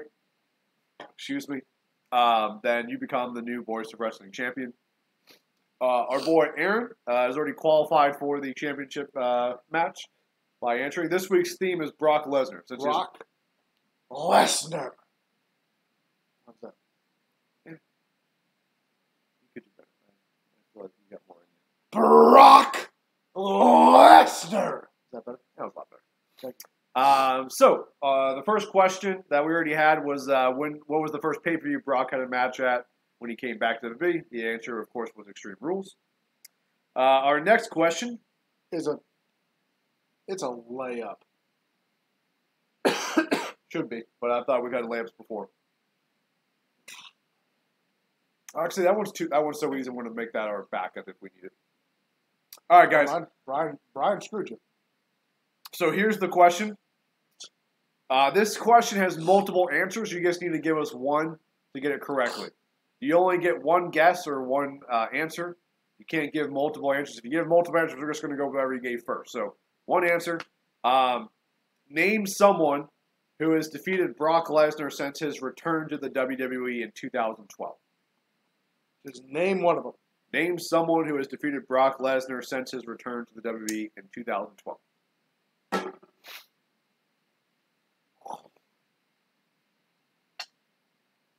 That should also be a layup, but who knows? Do you remember who the first person to beat Brock Lesnar was? That's right, Jackson. You got it right. Undertaker is one. So, Jackson, you move on to our main event to challenge Aaron and possibly Saki the Sock Puppet. He's in Cancun, so he may not be able to make it, but we'll see. Aaron. Eddie did beat him, but that was prior. So, Jackson, let me add your name to this list. Don't defend him. Who's the fourth one? Cena, Undertaker, Goldberg, and who? Hold on. Gotta add Jackson. Triple H. Why does Triple H need to beat anybody at this point? Yeah, no, Triple H beat him at WrestleMania 28, I think. Because they fought at SummerSlam that year. Lesnar went over. And then they fought at Mania. And then they fought at, I believe it was Extreme Rules in the cage match. That was the first match they debuted the new cage. And Brock won, obviously. So, yeah, that was everyone beat him. So, Jackson, congratulations. You're in our championship match. Make sure you're here with us at the end of Raw. That's when we do the last question. And guys, for those of you who are new, the last question, we always do it a similar format since there's multiple people in the match. We do it some way with a number. So that way, it's basically closest to. Over, under, doesn't matter. Closest to. Closest to whoever is closest. So yeah, that way it's kind of everyone can give a guess, and then whoever it is So yeah, so that was the last one. So we'll do one more at 10 o'clock ish. And again, it'll be a Brock Lesnar question. Let me see what the question's going to be. Ooh. Yeah, I'll do that one. So I'll just say the hint is Brock Lesnar pre-WWE. It's a good hint. It's a good hint. Solid hint. Back live on Monday Night Raw. For the team who All right, time for the B team. Well, one of them. They'll both come out. So B1 team. Doesn't look like it. Well, if they're doing their entrances, then the lights may come out.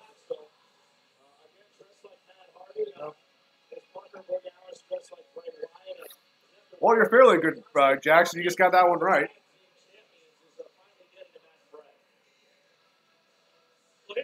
Trust me, Jackson, you'll be fine. But you're already in the match, so even if you answer, you just have to wait until everybody else answers to figure out if you have it right, because you don't count.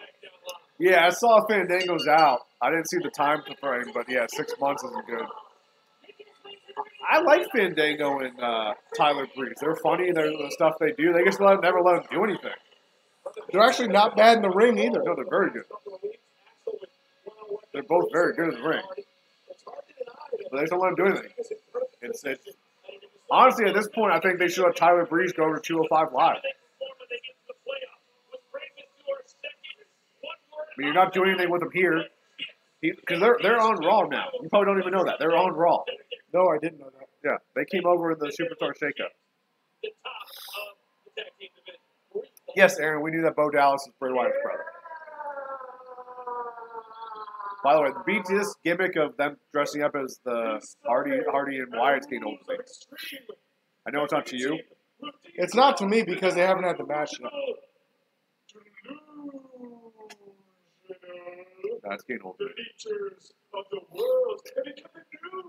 I read a report today, Jackson, that Ty Dillinger might be doing a heel turn soon over on SmackDown.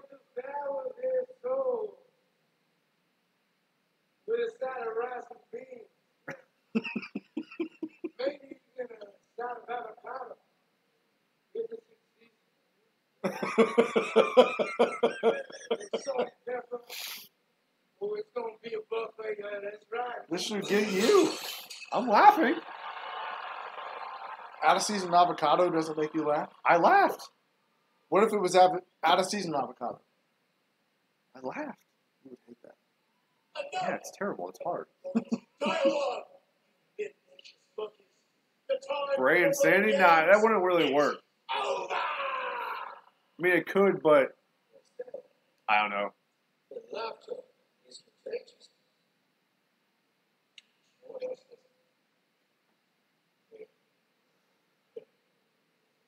And you boys have been infected.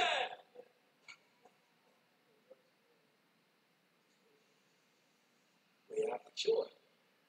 At Extreme Rules, we will aid you and delete you. I said, why wait for Sunday when We're here. we're here?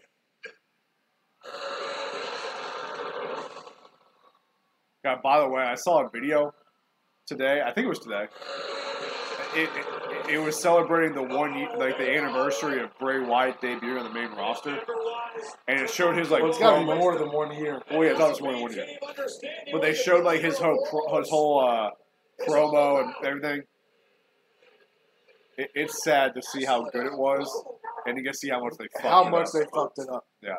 His intro by himself is still. I loved it. Well, I just don't understand why they got rid of the Wyatt family. Like, to what? To do the Bludgeon Brothers? Really?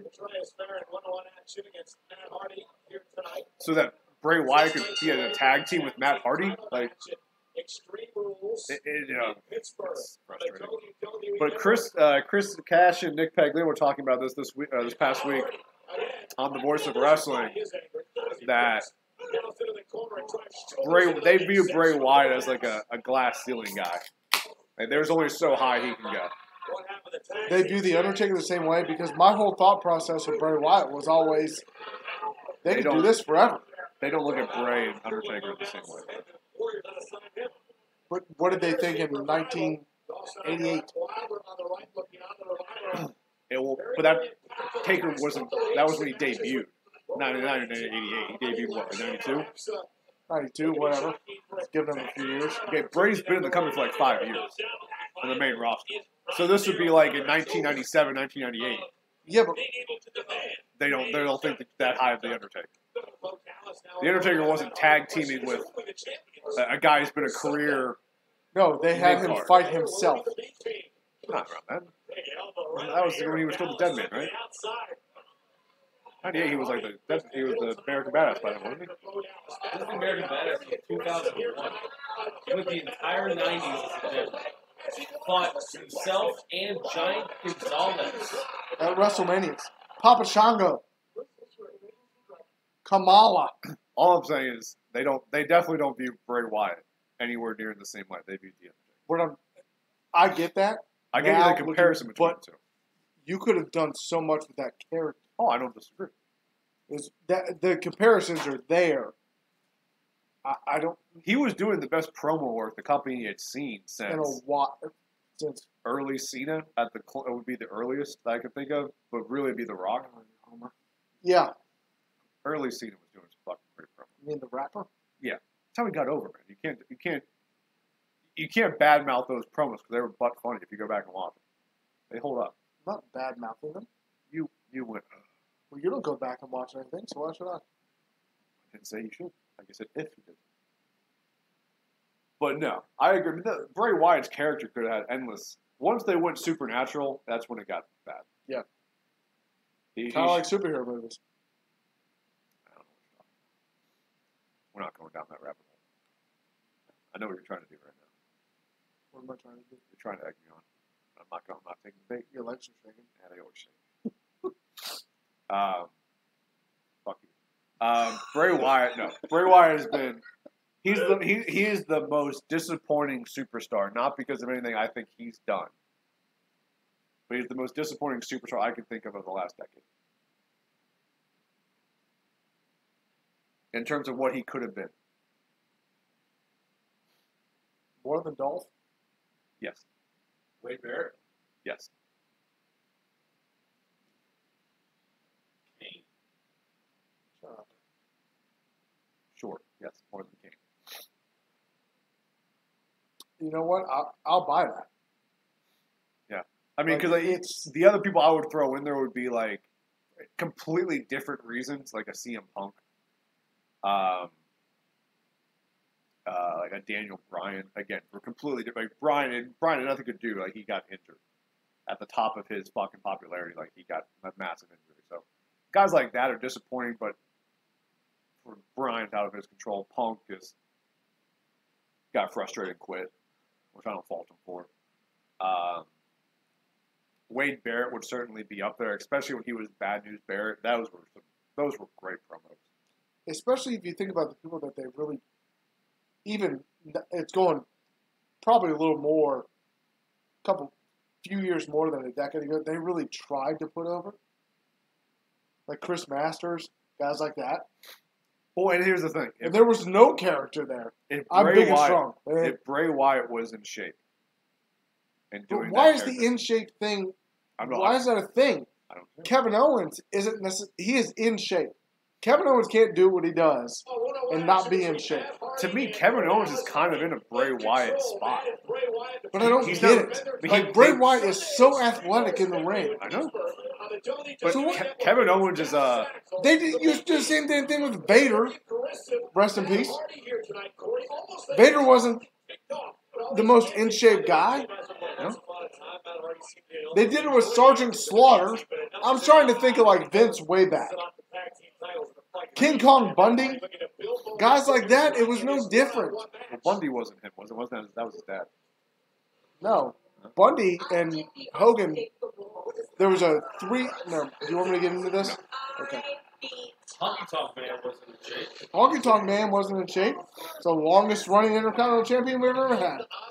But here's the thing I will say about what you were going to say. When will the main event be? You talking about the Voice of Wrestling Championship or the main event of Raw? Because main event of Raw is the same time every week, pretty much. But all those guys you listed, none of them were, and you have to correct me because I wasn't watching them. But none of those guys were the top guys consistently in the company. Well, the people I named, they couldn't be because Hulk was. My point is, Vince can't keep trying to do, like, take Roman. Sorry, I'm trying to bring this. Take Roman. Good-looking guy, great body, athletic. He's charismatic. Charismatic. But it's not the 80s, 90s. It's not even the 2000s anymore. I know, but Vince is stubborn. I mean, it's clear. It's been 8 years. Since the 2000s.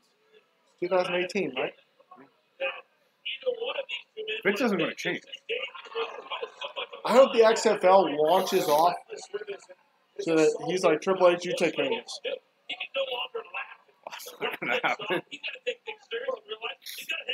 But no, I mean, Vince is stuck in his ways. If Triple H was running things, Bray Wyatt's career would have gone dramatically different. Because Triple H likes Bray a lot. And at the end of the day, Vince was never a wrestler.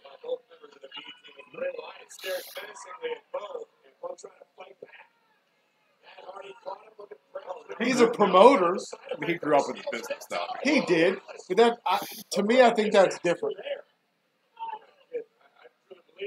I'm not hiring Joe Torre's son, who never played baseball, to coach the Yankees because he grew up in it. That's different, though. Why? Why is it different? Yep. Because it's not an athletic skill set. Vince isn't training guys how to wrestle. Vince is promoting. Vince is doing storylines. But you don't think writing. You don't think that Vince obviously doesn't understand. Yeah, that's cool, Jackson. Understand the people that can perform in the ring and what the crowd wants and all that stuff. He clearly doesn't get it. That's why we're watching this. I'm not disagreeing with it. But look, at one point, Vince was very good at what he does. When he had to be. Yeah. When he had competition. Well, I mean, I think a lot of people would say the 80s were really good. There was no other competition in the 80s. Well, I'm saying, I think people would still say it was good, though. You won't even watch the matches. Yeah, I'm one person, Bill. Not everything is about me. But I think generally people look back at the 80s and they think it was a good time of wrestling. But it was a good time for like big characters. They were doing what they should have done in the 80s. Then late 90s, they realized Bo Dallas picked up the win over Matt Hardy, by the way. They're taking a turn, and then you get into the 2000s, and Vince was like, I've got to change everything. And they did. I'm confused. Me too. He was ringside. Why does this music have to hit? Is that really that impressive? And the tag champs are headed up. And they're going right after the B team. And Hardy. Axel just got spiked. Dallas goes face first with a twist of fate. Well, they've had enough of the celebration. And there is Vince. Well, you heard Bray Wyatt say you will be punished. And one thing I think the B team learned here is that when Wyatt and Hardy are pushing as a tag team, there's a reason they're the tag team champions. And the B team could be in trouble in the tag team match for the titles on Sunday. All right, so well prepared, more so than ever. that segment's over. What do you think? The office of general manager Kurt Angle considered a challenge that was made earlier on tonight. Drew McIntyre laid down the challenge. Kurt Angle made it official. The Scottish Terminator will go one-on-one with the architect Seth Rollins right here live tonight on Monday Night Raw with Seth Rollins Iron Man match against Dolph Ziggler. All right, so that should be our main event, Rollins versus McIntyre. Probably a good match. I like this because it's the first time they're really letting Drew. Here's your match. That kind of thing. So that's good. I want to show you how we kick All right, I'm muting that. I don't give a shit.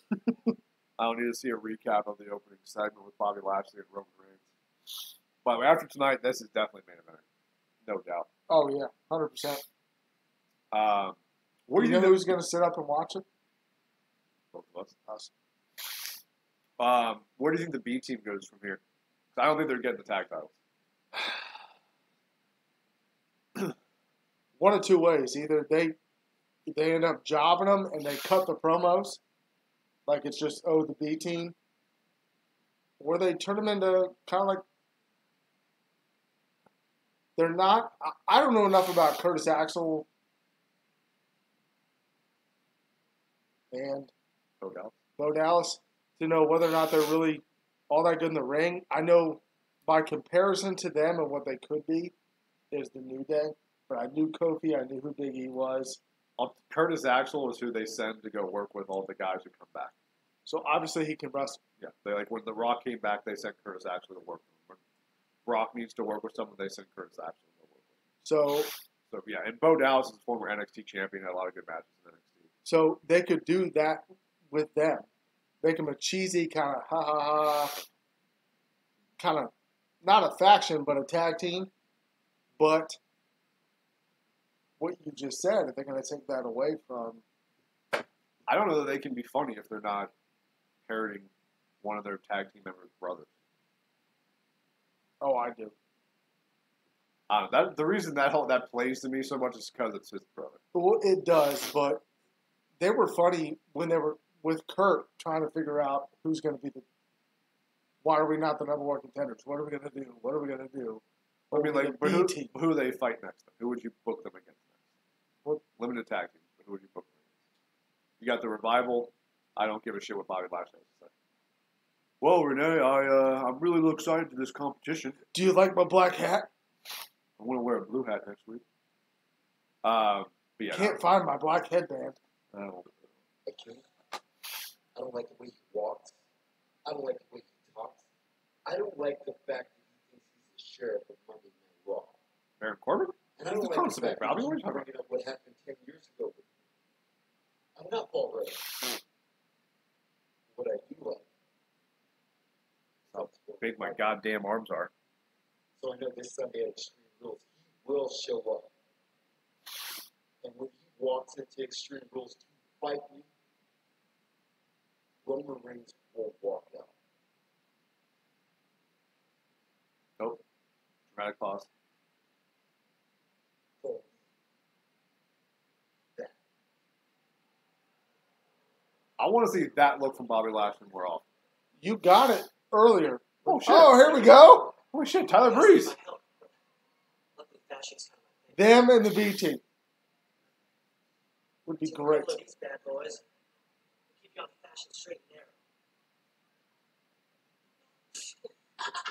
We don't do that. We right.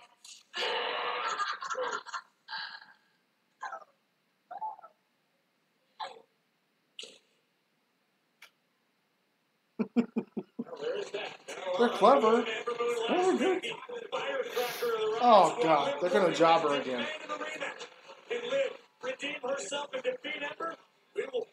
All right, so Ember Moon versus Liv Morgan up next. They're welcome. Why wouldn't she just Hold on, I gotta blow my Sarah nose. Logan? Why wouldn't she just do like I don't get that. Because they want. They like Liv more.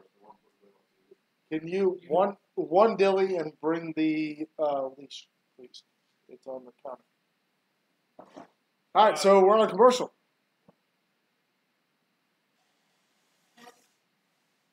All right, so I think it's 9:35. We're going to have our next, we're going to have our next question coming up at 10 o'clock. Again, 25 minutes. Again, our topic tonight, not topic, but theme, I guess, is Brock Lesnar.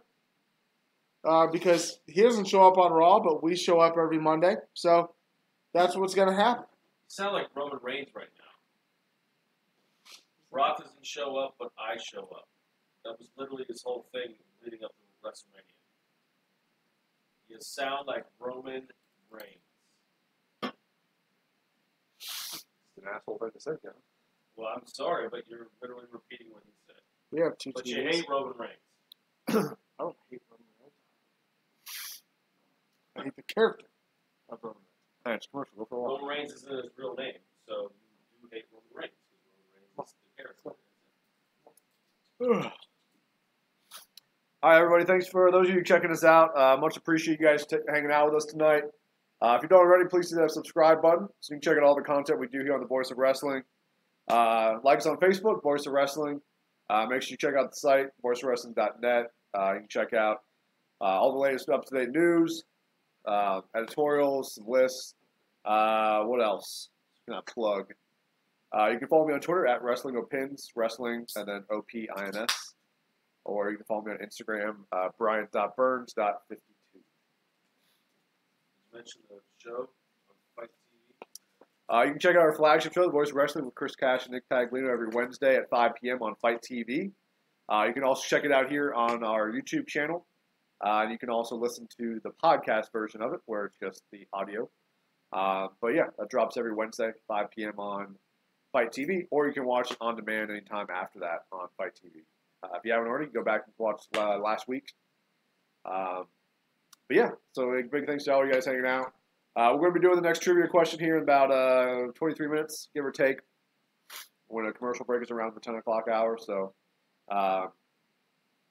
fairly underwhelming Raw. One thing I've noticed over the past, years now, the go-home shows aren't very good. And I think it really probably started around when the WWE Network started, because they don't have to really sell their pay-per-views anymore. Because you have the network, so you're going to watch. If you have the network, you're going to watch, because you might as well. That's what you're paying for.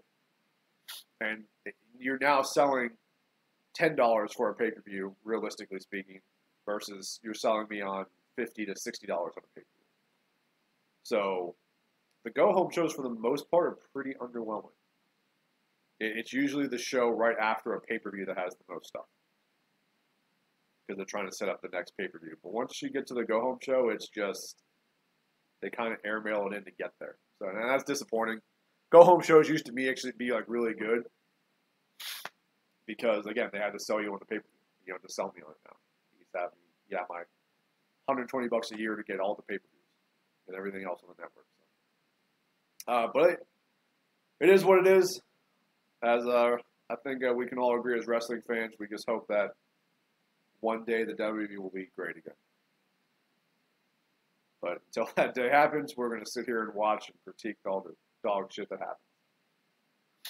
But hopefully we get Ember Moon's sweet-ass stunner off the top rope. Looking forward to that. But that's all I got right now. What have you guys thought about Raw? Are you hanging out? What have you thought of Raw so far? Highlights, lows? Oh, great. We're getting more of the counseling session between Bayley and Sasha. The therapist may have changed, but it appears the problems remain between these former best friends. Well, we hear Kurt Angle say ad nauseum here on Monday Night Raw, you settle things in the ring. Apparently these segments are so bad that Michael Cole and Corey Graves are talking over them. Do they not know that we're getting nowhere? Do they not know that if they don't get along, their careers, their jobs potentially could be on the line? We're going to find out how things wrapped up a little bit later on tonight. But switching gears, it's been an historic week for Ronda Rousey. WWE superstar Rousey, the first one to be inducted into the UFC Hall of Fame. Of course, Rousey is currently suspended from Monday Night Raw due to her attack on General Manager Kurt Angle, among others. But she will be at Extreme Rules Sunday on the WWE Network in the front row as Alexa Bliss defends her Raw Women's Championship against Nia Jax. So the UFC, they get a trophy for the Hall of Fame? I'd rather get a ring. I think that's the cool thing WWE does, is get the Hall of Fame rings. I wonder if anyone's selling their Hall of Fame rings, like on eBay or something. No, so all of them usually die so quickly. Yeah, but then like their family could sell it because it'd be cash or something. I bet you could probably, there's probably one somewhere that you could buy. I also don't know if they change every year or if they stay the same. I hope they stay the same. Other than, like I said, like your class in 2018 or whatever. And I thought being Raw Women's Champion was the biggest joy. I love that they just have all of Alexa Bliss's shirts hanging up in the background. It was more exhilarating than hearing the sound of a candy stick hitting Nia Jax's flesh over and over and over again. That was just a small taste of pain because I'm saving the rest for Sunday. And what's even better is that overhyped rookie, Ronda Rousey, will be front row center to watch and hear me end Nia for good. Oh, so wait. Yeah. Did I miss that Rousey's going to be there? Whatever she wants to Sure, do. you said she was But after Sunday, she will call me Extreme Raw Women's Champion. All right. So clearly Ronda's going to climb the guardrail. Shown by Alexa Bliss. Absolutely not, but I like the name. All right. We get Ember Moon's sweet entrance. Hey, you gotta go in thinking that you're the dominant one, especially when you're the champ. There's a woman who may one day call herself Raw Women's Champion. Things better win, not if. That happens. Guys, you hanging out with us and going already, please hit that subscribe button. Subscribe to the Voice of Wrestling channel. Make sure you like us on Facebook. I think I just did this 2 minutes ago, but whatever. Like us on Facebook and check out voicewrestling.net.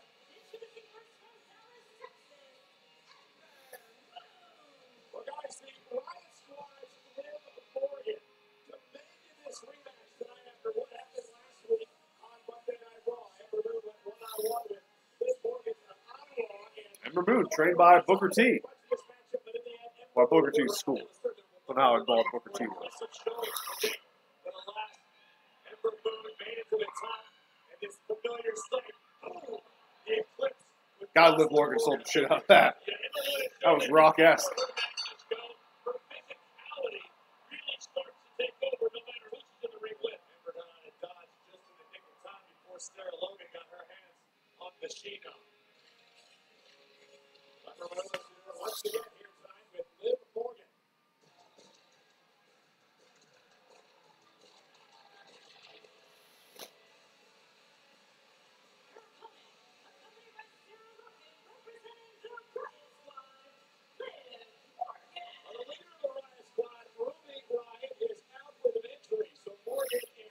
It is fun that in real life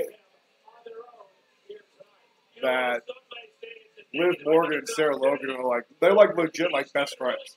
If you follow Liv Morgan on Instagram, it's just constantly them, like videos of them, like running around together, eating at like restaurants. Well, they're keeping it old school like you used to. Like if you're in a faction, you stay together in a faction. Hey, Jackson, welcome back, man. Happy to have you back, of course.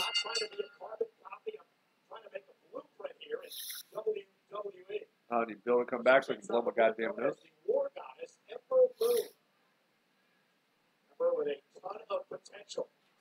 Ah, there's Bill. You hear the door opening. It's either Bill or someone to murder us. 50-50.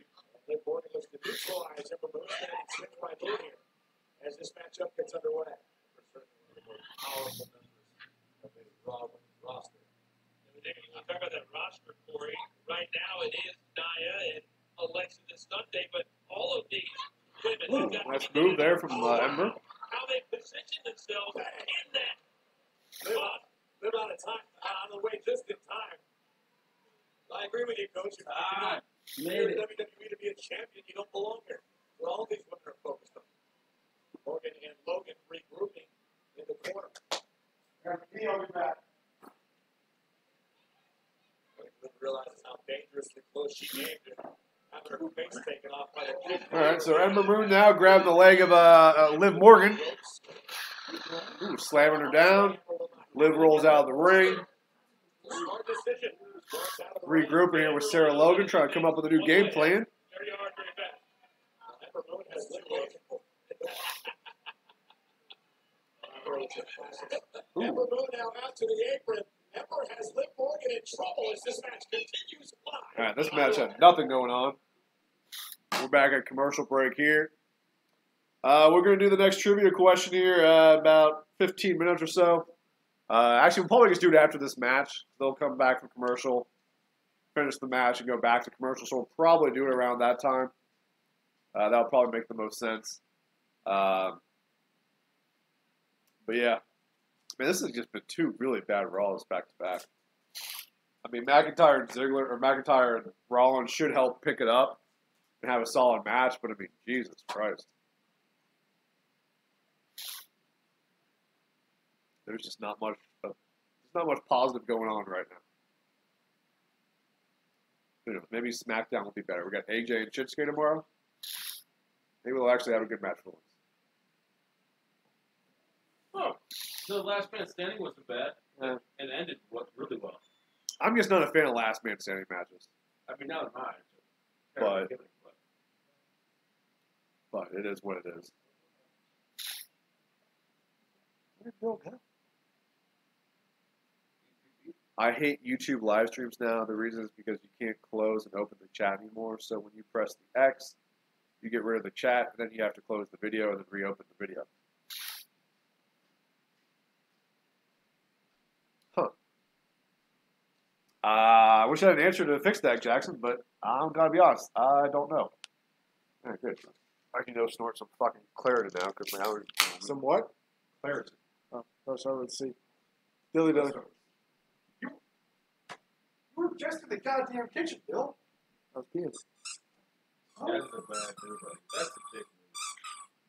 You were in the kitchen, you couldn't out yourself. I didn't remember what I had on the table. That's a dick move.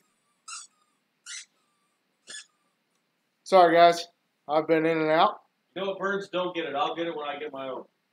My dog's sick. So I'm here. The rules of the house. No, don't get it. I got it when I get my own. Bill can wait. What? Bill was a giant penis head about it. No. You don't know your own beer count by this point. You're a fucking amateur. I mean, right next to me. Sorry. You're an amateur. Why are you doing this? You're enabling him. The rules of the house, guys. Thank you for enabling, Burns. Yeah, he even says you're enabling him. There we go. I was joking off of what you said. Yeah. There we go. Whatever. Even Todd approves. He's so happy. He's about to pop his boner. Bryan is snorting Claritin. So, Frank, sorry. I'm literally snorting Claritin, guys. Bryan is not sick. Bryan has allergies. 12 months. And a deviated septum, 12 months out of the year, so it's a. I don't know if you could hear that, but everybody in the house knows when Bryan wakes up. That's pretty much what it is. All right, so we got Liv Morgan, Ember Moon, not Amber. Oh, off the rope DDT. This isn't going to be a 3 count, and she kicks out. I've been so impressed with Liv Morgan the last 3 or 4 minutes with how she has started to dominate this match. Coach has been impressed the last 3 or 4 minutes with Liv Morgan, so that's got to bode well for your career. Thanks for putting it over, Coach. Corey mentioned it earlier. It's so impressive the last couple of weeks, despite the fact that she lost Amber last week. You're really impressive despite the fact she can't win a fucking match. I mean, I'm sure at one point, Kurt Hawkins was impressive. As in 1 in fucking 3 calendar years. The part I don't understand is you have 2 people that you probably should be kind of pushing a little, and you're only doing it one of them. This is the part of this match I don't understand. Well, the Riot Squad should be facing people like Natalia and Alicia Fox, who can lose And it doesn't hurt them. That's my point. Like, why is Liv Morgan fighting this match and fighting it well?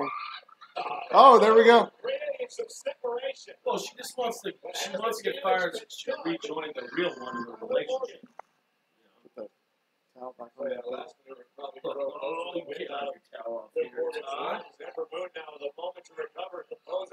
So now Ember Moon is recovering. I'm going to go with a finisher within 90 seconds.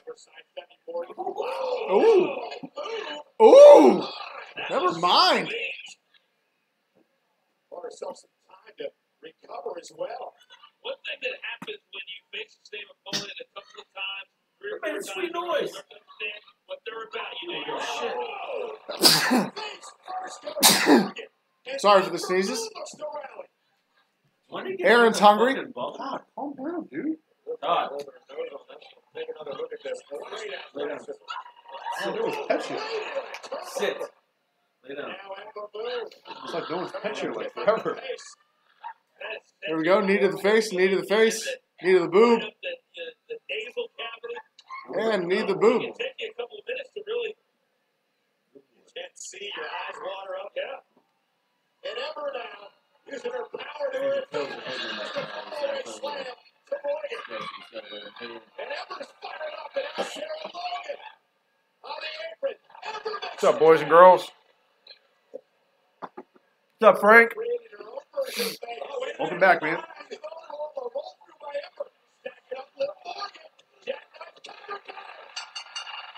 Think you're gonna use the sweet ending?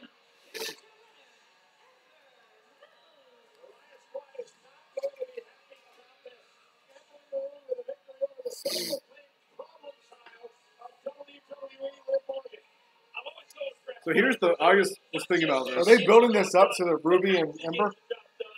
Ruby's out for like a month. Then why are they doing this? Put Ember over. She's already over. Oh, look how happy he is. You hate the smile too. Against your True opponent, Constable Baron Corbin, and he's consistently questioning your size and your toughness. Has that affected your mindset at all? Renee! Hi. Oh, Bobby Roode. What's up, man? You see Renee, me and my tag team partner tonight, we are cut from the same cloth. Both obviously very good looking men. Great heads of hair. Great abs. We are unstoppable in that ring. When it comes to performing, he can say whatever he wants. But when it comes time to performing in that ring, man. there's nobody better than Finn Balor. All right, guys. As soon as commercial break comes up, we're going to do the next trivia question. We are going to be Victorious? Glorious. no, Renee. You screwed that up. That was a softball. Oh. Victorious. We are going to be victorious. Tonight we are going to be absolutely glorious. Please turn him heel. Turn him heel too.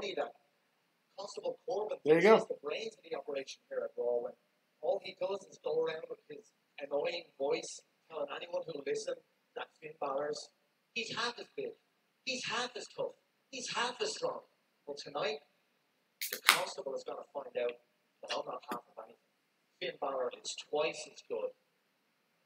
And me and Bobby, we can stand here all night talking about how tough we are. Can't do anything about it, Bill. I'm looking at it. We like to do our talking in the ring. I want you to toss it on the couch one time. No, because I'm not rude, Bill. Well, the Who are leader those two of starting? Balor Corbin and Glorious one have the opportunity to prove. All right, guys. Next trivia question coming up now. For those of you who they are, like grease each other's Stop, chests up. stop, stop. for those of you unfamiliar, we do the Voice of Wrestling Championship Tournament every week during the Raw live stream. Aaron and Jackson already qualified for the championship match to challenge Saki the Sock Puppet if he's there. Frank, this is your shot. You got it. I don't know if Frank's even there anymore. Might have left. All right, guys, but here's the question. Where did Brock Lesnar go to college when he won the 2000 NCAA Division I Heavyweight Wrestling Championship? Where did Brock Lesnar go to college when he won the 2000 NCAA Division I Heavyweight Championship Wrestling Championship? He also has not defended it since. Not really something. The Universal Championship is. Yeah, but the NCAA. Nope, Aaron, not even close. Does Brock Lesnar strike you as a UCLA Not kind of even guy? the right conference.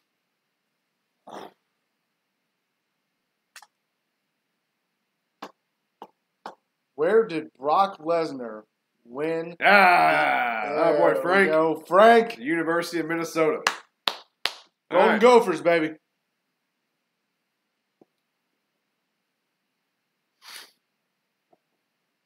All right, so Frank, you are in it with Aaron and Jackson. Long Beach. Shut up.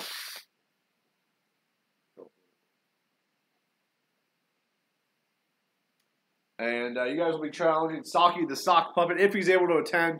He's apparently on vacation in Cancun right now, and he wasn't sure if he'd be able to be here. He did get on at the beginning of the chat, just let us know he may not be there. So hopefully he's here. If not, there'll be a triple threat to challenge for the vacated Voice of Wrestling. Yeah, he gave it up. He lost his smile, Shawn Michaels style. Yeah, well, sometimes it happens. But here's something I was thinking about when I was over in the kitchen. And you were asking, like, why are these two girls fighting? The WWE is about to get into a problem with the Raw Women's Division, just like they have gotten themselves into with Brock Lesnar. Like, you could see Liv Morgan or an Ember Moon challenging Alexa Bliss for the Raw Women's title. I don't think they'll do that with Ronda Rousey. I think they're going to be very... I don't know that.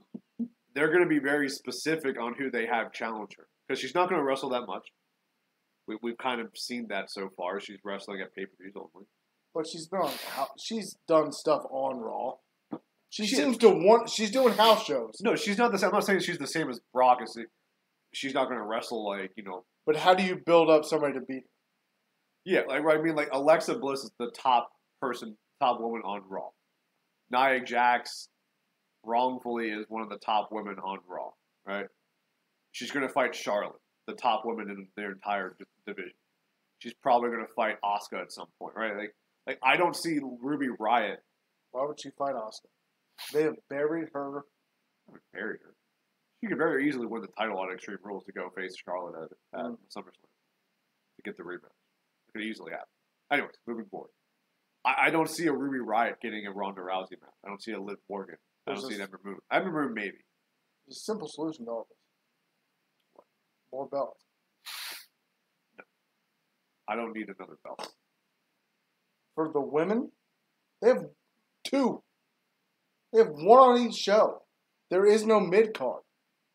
I know. What do you want, a women's intercontinental title? Yeah. And then what are you pushing off? I mean, that's the problem is, say you do that on Raw, maybe it could work because it's 3 hours.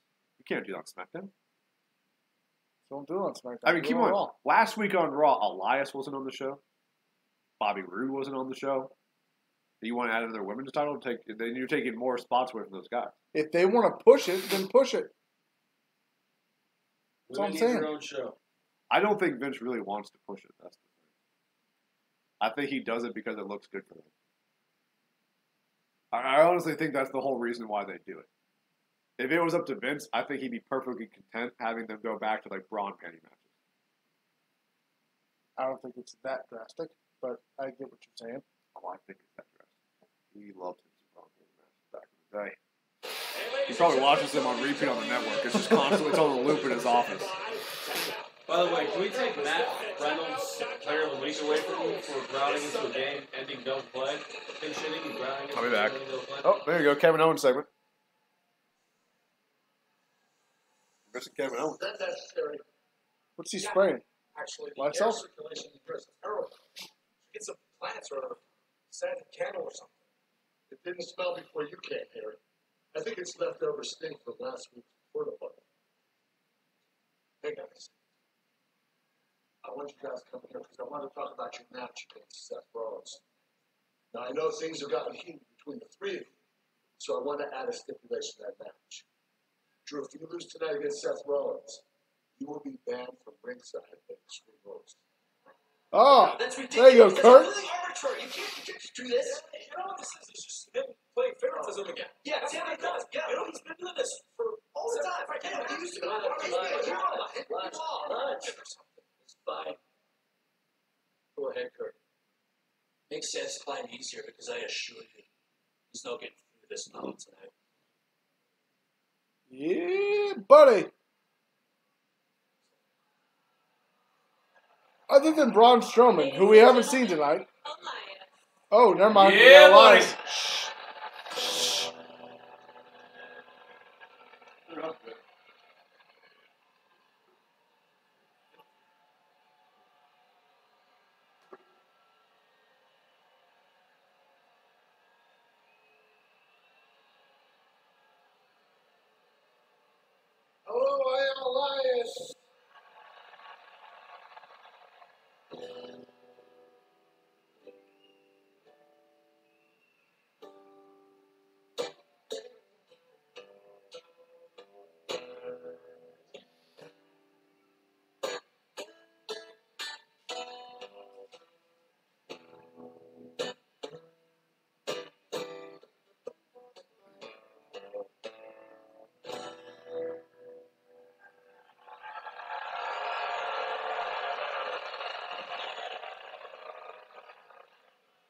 it has been 2 weeks text him when I'm since not I here, have Bill. performed. Everybody's listening And to I know Elias. to all of you that can feel like a lifetime.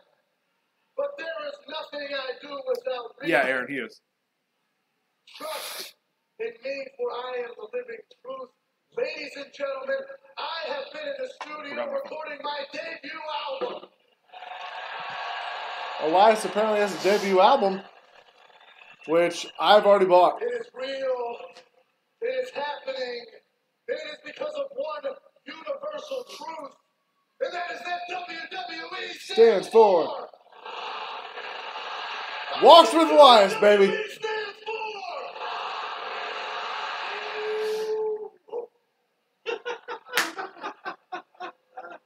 Now listen up, Boston. Yeah, we should never have him on the show. It's fucking terrible.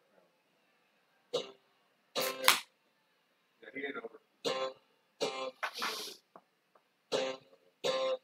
Bobby and Finn, I'm a man you can't beat. You both have the personality of a toilet seat. And I came to Boston. I can't stand this place.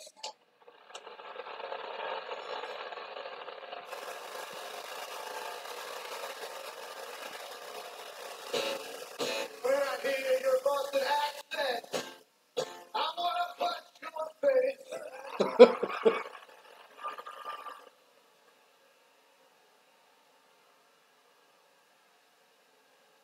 Good every time.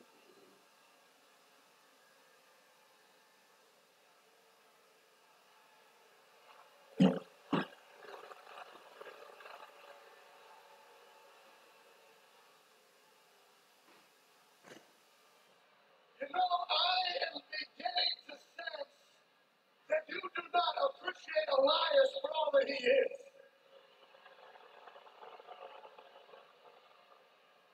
And you know what?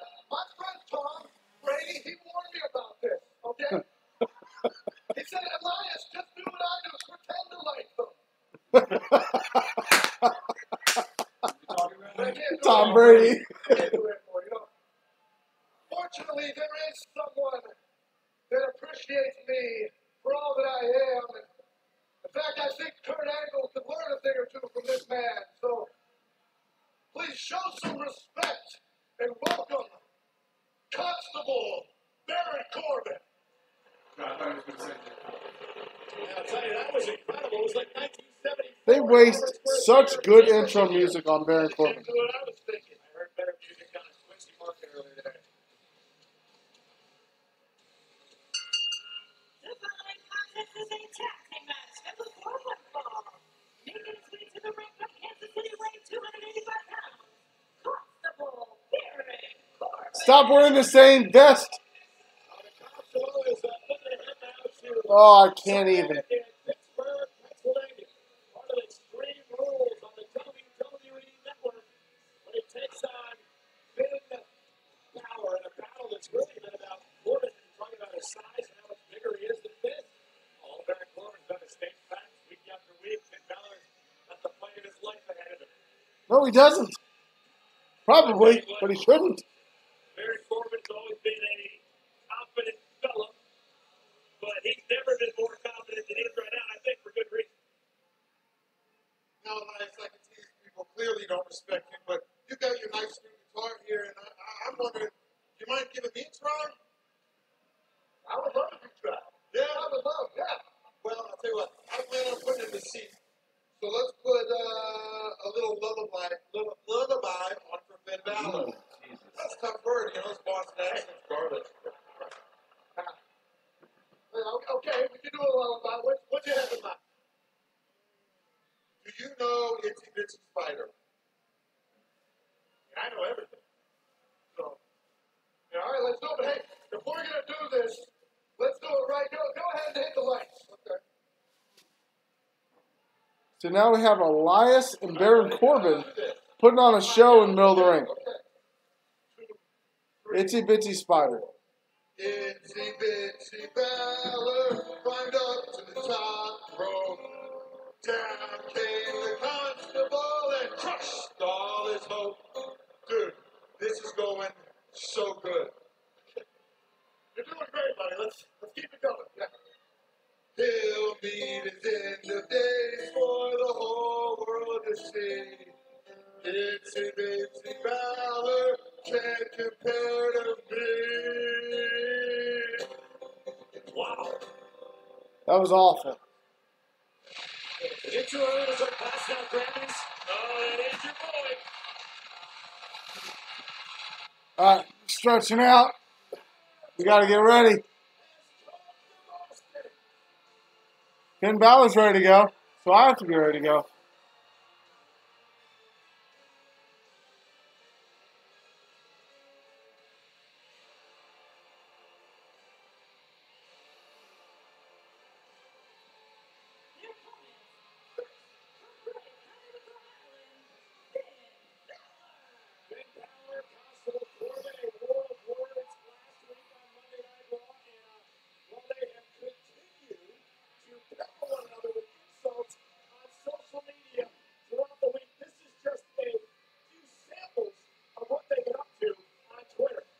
You know, I read those in Vin's accent, and they're so much better that way. That's good, bro. I'm sure you'll enjoy it all the same this Sunday when Baron Corbin beats the tar out of Finn Balor in Pittsburgh, Pennsylvania at Extreme Rules.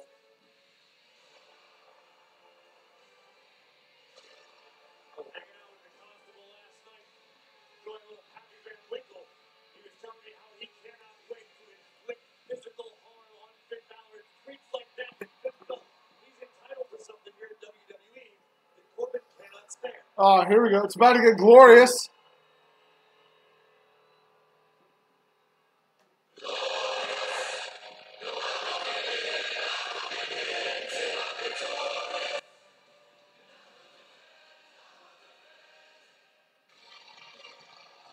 His acting runner, weighing 235 pounds, the glorious Bobby Roode.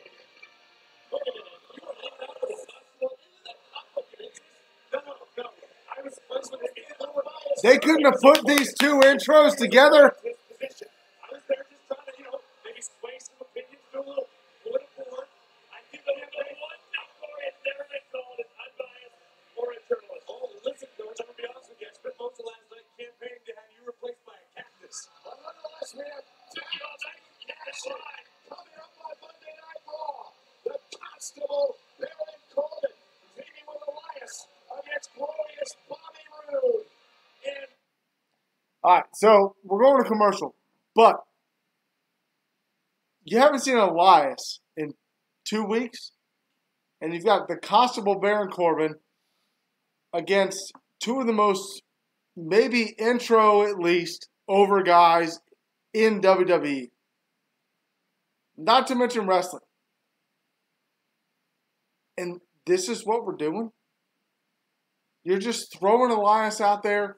You're throwing the Constable out there against two guys that they should be doing more with. I don't get it even going into the match. I don't know how good it's going to be. Could be great. I don't know. Brian's back. What's up, fuckers? First off, Elias killed it at the concert before Corbin came. Second off, Bobby Roode's done shit since he's been on the He's U.S. champ. the last 2 weeks. Left it on the fucking mat. That's how much it meant for Bobby Roode to be the U.S. title. And he won it again. He did.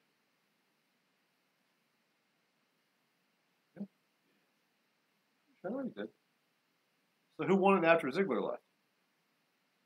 I thought it was Bobby Roode. It But he never had it beforehand. He stole it from Corbin and dropped it on the mat. If Bobby Roode lost, he lost to a guy who never needed a U.S. title to begin with. They wanted him to get the Grand Slam. It's fine. Orton deserves it. I got no problem with that. It's a wasted title anyways. Alright. So we got less than an hour to go in this Raw. Sucks.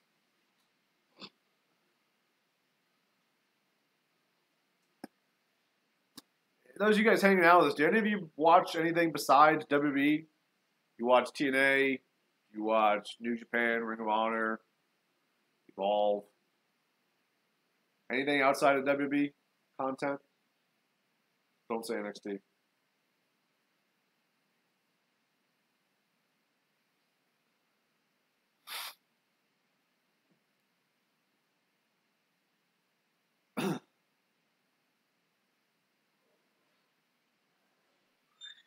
No. No to what? He asked that like 15 minutes ago. Oh. I'm going to stay up with the chat, Bill. No, I was just talking. Check out the chat. Nobody was talking. If I see it out of the corner of my eye, I peek.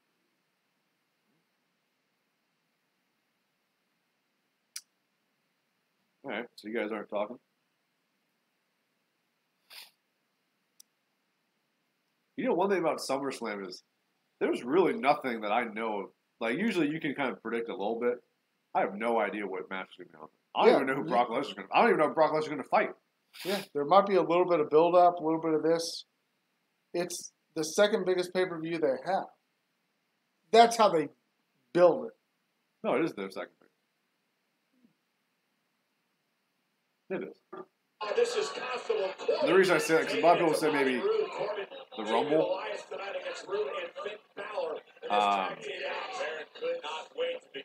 But the Rumble never has, typically doesn't have like a big matches. It's the It's all built around the Rumble. It is. And the Rumble doesn't often have like a title change hands or something like that. Because if you're going to do it at SummerSlam. And then build it up. Does that make sense? No. They're not going to change. There's title changes between SummerSlam and the Well, Rumble. there is, but like you're already at the Rumble. Let's say you've got somebody that's really over or heel, and then they have somebody else that they want to get over. You're not going to change it at the Rumble.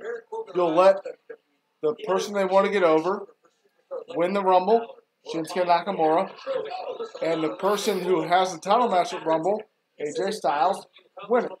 They've had plenty of title changes at the Royal Rumble. Plenty of them, yeah. But I'm just saying. I mean, I would say it's really no different than any other pay-per-view in terms of title changes. At least the big ones. Like, I mean, it's off my head. Rock beat AJ for the title a couple months, 2 years ago? That doesn't count. It does count 16 times. Counts. What do you mean it doesn't count a title change? It doesn't count because everybody knew that John Cena was going to beat him at WrestleMania because he wasn't staying. He beat him for the rest of the Royal Rumble. You know what I meant. I didn't know that. Because people, I remember I think it was around that, maybe around the time of wrestling. I can't remember. Did you say Brock? No, I said John beat AJ. 2 years ago, you get the 16th.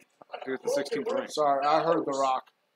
No, so Cena beat AJ for the title. That's where he got the 16th time. And I didn't think they were going to do it because I thought they were going to do the 16th at a Mania.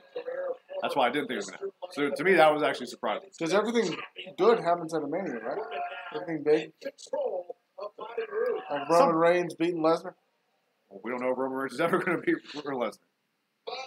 But no, I mean, to me, that if he's going to get the 16th, it should have been at Mania. But scheduling-wise, they didn't do that way. And then, yeah, I mean, Rock beat CM Punk at the Rumble.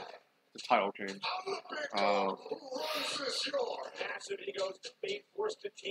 But yeah, I have no idea. And actually, I like that. I like that I don't know what's going to be happening in a month.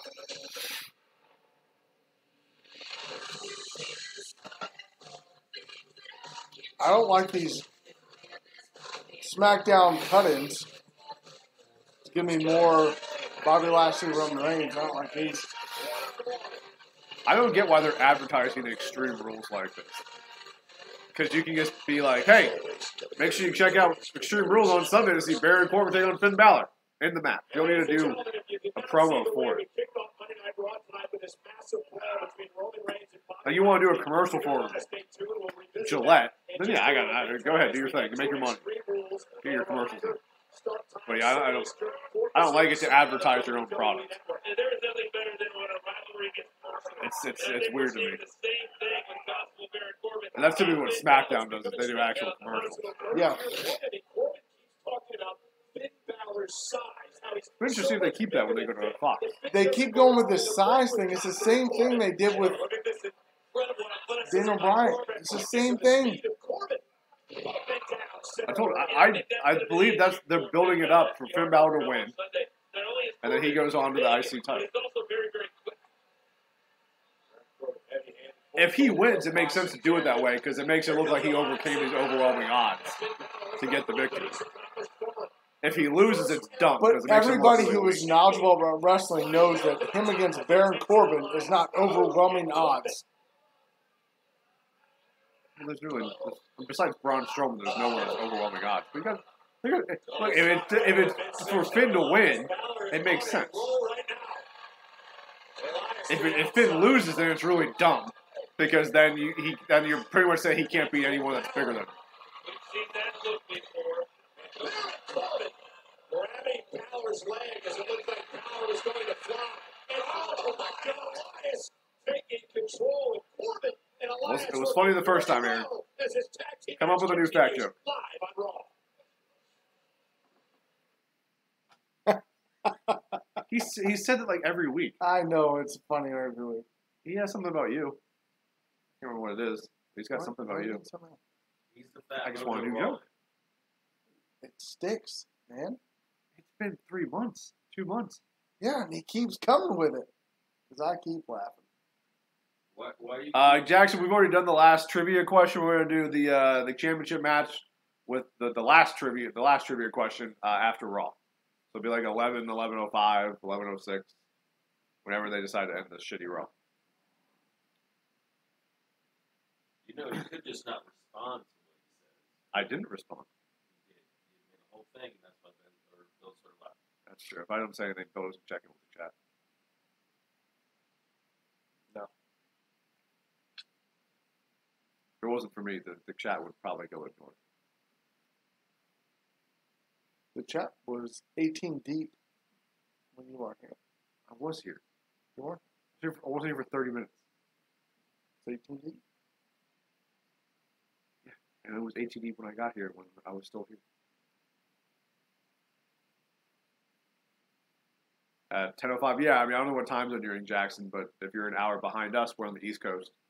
So if you're an hour behind us, then yeah, it'd be at 10:05-ish. Whenever Raw ends. So whenever that is. Typically, East Coast time, 11:05. Central time would be 10:05. Mountain time would be 9:05. And West Coast time would be 8:05. Central, yeah, so 10:05 your time.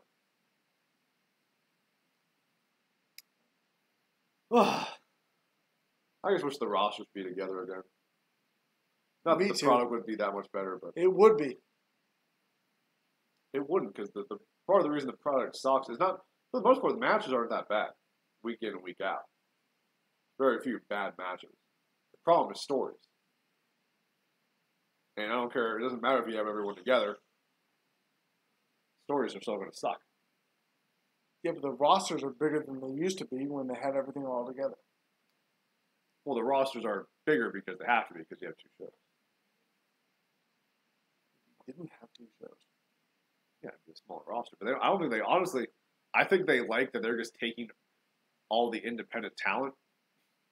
Not all of it, but that I think they like that they're trying to weed out competition. I mean, that's why we're getting NXT UK. The only reason is because UK wrestling is getting very popular. And like, let's go fucking end that shit. That's why they want to do NXT Japan. Which, I could see NXT UK working. I don't think NXT Japan will work. I don't know enough about it to comment. It depends how they're going to do it. If it's going to be like on the network and like they want us to watch it, I don't think it's going to work because majority of those guys don't speak English. They're Japanese. Like you wouldn't expect them to speak English, so that wouldn't work. You can do the UK because they speak English there. Yeah. And I'm not going to watch. I mean, I might. But I mean, it'd be difficult for me to watch that, even if they had like English commentary. Like I can't really get invested in guys when they don't speak English. Like New Japan has enough guys that speak English. That's why the American audience is starting to get into it. Because their biggest thing is the Bullet Club Everyone in there speaks English. Where's Titus Worldwide? In the back where they belong.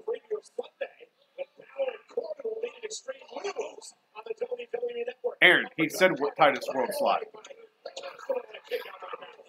Hi, Jackson. See you in a little bit.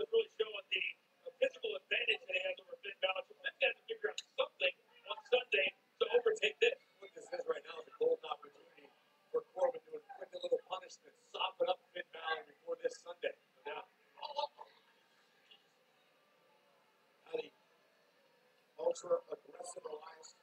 I think something that's really surprised me this match is that Elias and Baron Corbin are not two guys that are tag team partners that are normally ever on the same page or in the same book, but they're doing a really nice job together. Elias also realized I always forget that Coach is there until he talks. he has so much pull in the power department here. Makes him good. WWE from a management standpoint. I like Coach. Always like Coach. Blow-ups by Finn Balor up into the corner. Balor looks to fight out. Notice how quickly he made his way out of the corner to stay away from Corbin. And now an opportunity to make a tag. All right, Elias down. Here's a question for you. Get to his corner. Because you're kind of shitting on how they're using Elias right now. So they clearly don't really have anything for him storyline wise. They don't really know who he would work with based on the current storyline, right? No, they don't. Huh? No, they don't They don't what? have anything to do on the current storyline. Yeah. So is it better for him to be in matches and segments like this, or to not be on the show? And then when they have something for him creatively, say for SummerSlam, like say in a week, then you bring him back on TV. I think they end up putting Elias and Corbin in some kind of That's not what I asked. corporate thing. That's not what I asked.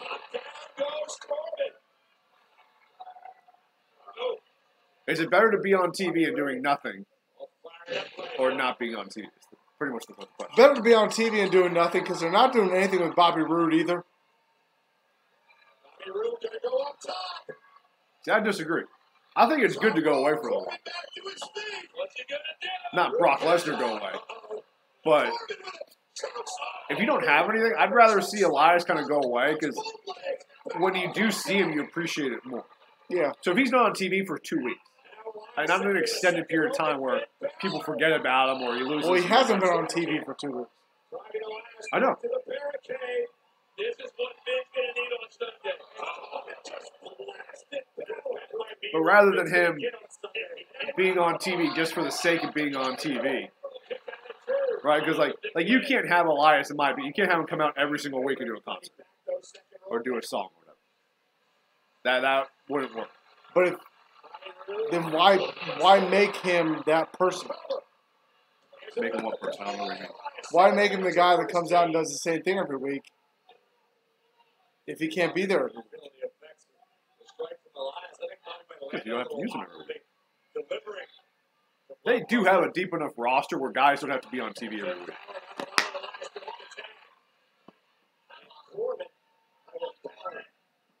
It all goes back to Corbin.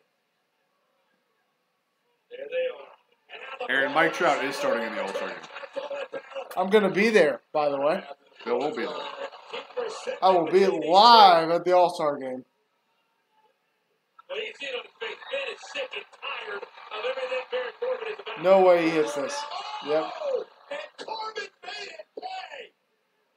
Balor was going for the coup de grace. Oh, post. This match has actually been pretty good. Because you have 4 good, well, 3.5 good workers. Corbin, as much shit as we give Corbin, he's actually not that bad in the ring.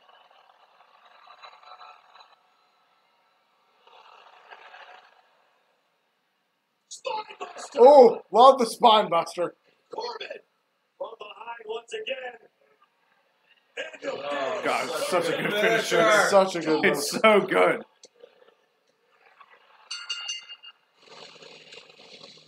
Especially when he gets a smaller guy to do it. Oh, it's good. I want to see him try to hit him on the Big Show, though. Either Bobby Roode or Finn Balor turn their heads for just a He's still a thing? and it cost them, and ultimately, it cost them. Yeah, I mean, he's still alive. It'd be a preview of things yet to come for Finn Balor this Sunday in the Steel City when he goes one-on-one with the constable. I think my favorite one I've ever seen. Yeah, was, Frank, you really didn't miss anything, man. I think my favorite one I've ever seen was he was doing it to AJ when he went back, golfed and zigzag on him. Yeah, I remember that. That was when they had. That was back when SmackDown was awesome. That was that triple threat they had. Yeah. That was really, really good. The middle, I don't even know what that is, Aaron. So no, I don't watch that. No, Baron Corbin's not bad in the ring. He needs someone that's good in the ring, and he can have a good match. He can't carry someone though. No, Frank, you got the last one right. Oh no, wait, you didn't get the last one. I don't remember. Yeah, you did. Yeah, we haven't done it. We're going to do the last one for the title right after Raw, as always.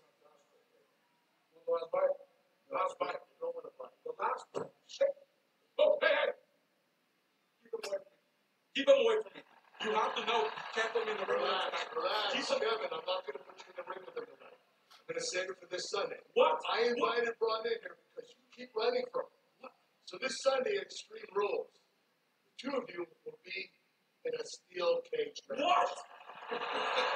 All right, it's official. It's been rumored for weeks, but Angle just made the announcement. Kurt Angle versus Kevin Owens in a steel cage match at Greatest Royal Rumble.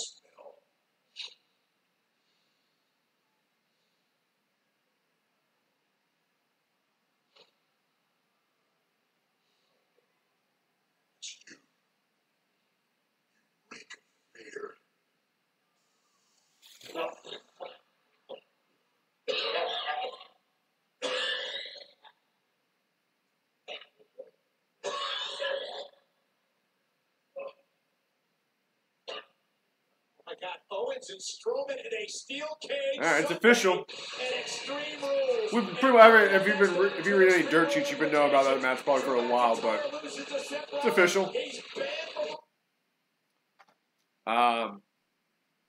What do you guys think about Team Hell No being back? I'm excited. I think it's a one-off. I don't think Kane has an election to win, so I think he's just wrestling at this pay-per-view. From what I read, the WWE is booking Daniel Bryan now, like he's leaving at the end of his contract, September 1, I think his contract expires.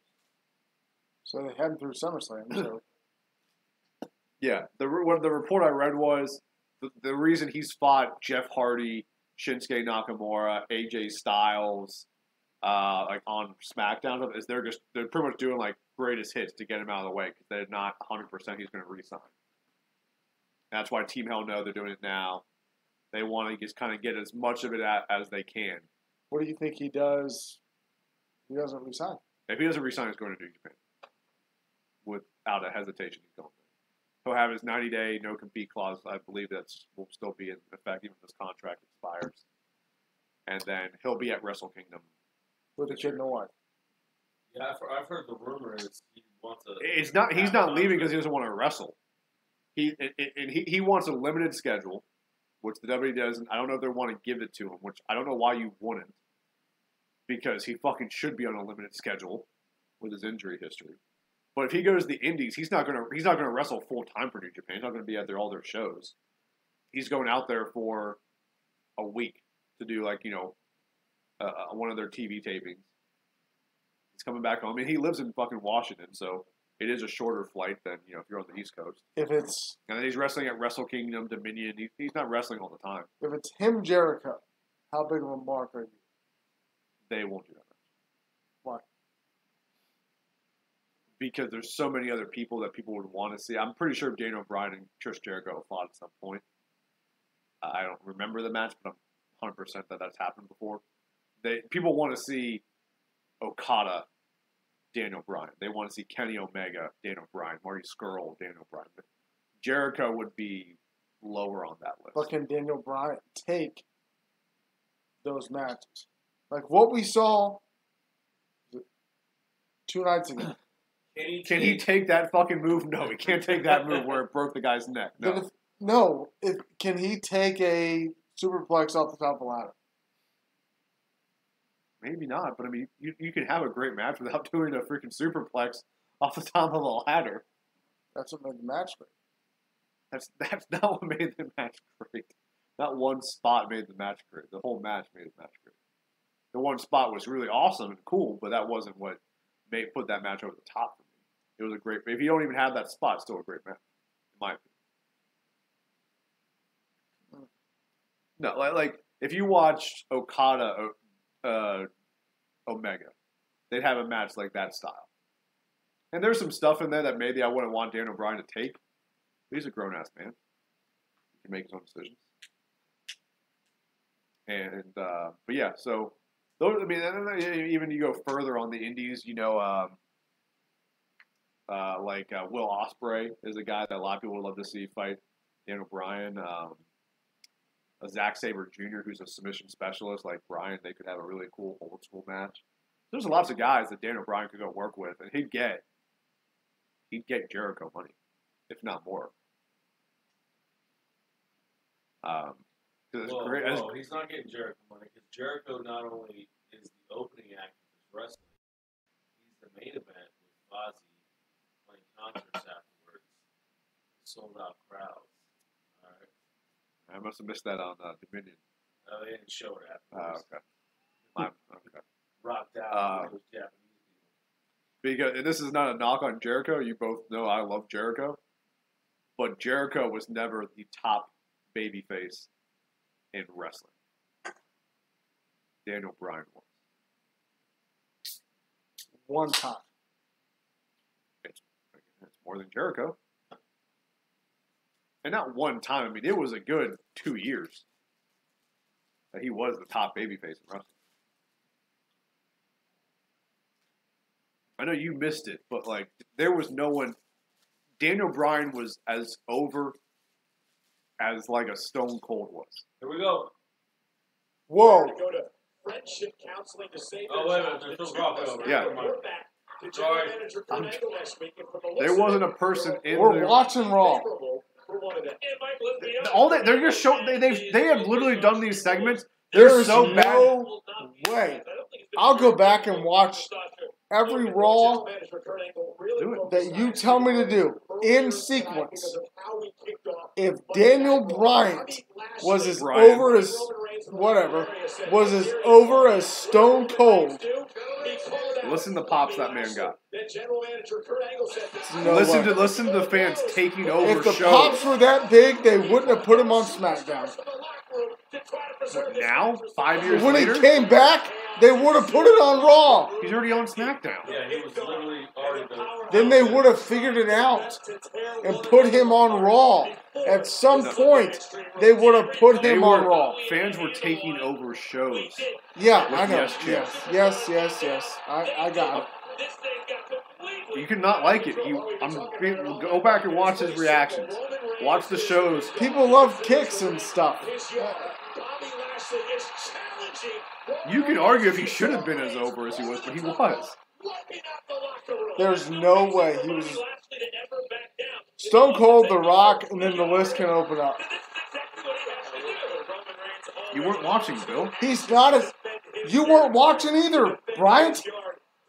When Stone Cold was over. I was watching when Stone Cold and The Rock were over. I wasn't No, watching the high no, during you the attitude. weren't. Bullshit. No, you weren't. When I was watching wrestling, they were both wrestling. Yeah, you they can't were tell me I was wrestling. watching them. No. But that wasn't when they were getting over. 97, 98.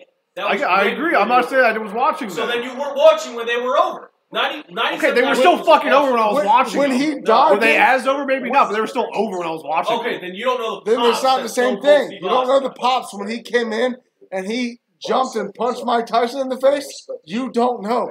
It was insane. I've fucking seen that plenty of times. Yeah, on YouTube, I've seen it. You weren't watching it. What difference is it on YouTube and on TV? Same Because fucking you weren't thing. watching it live. I can You still weren't see the sitting reactions there. people were getting. You weren't sitting there watching it, gripping your couch, going, "Oh my God, That's what's not going what to we're happen?" talking about. We're not talking about my individual reaction. We're talking about the crowd reaction. I can hear the crowd reaction when I saw the Mike Tyson segment. I've seen when he stoned Stone Cold Vince for the first time. I've seen the crowd reactions there. Did I watch his whole run? No, of course not. Well, do you understand? Those people made the bigger arenas for your boy Daniel Bryan to get a bigger reaction. That's fine. That's an irrelevant argument. No, it's not, because there are more people to make a pop.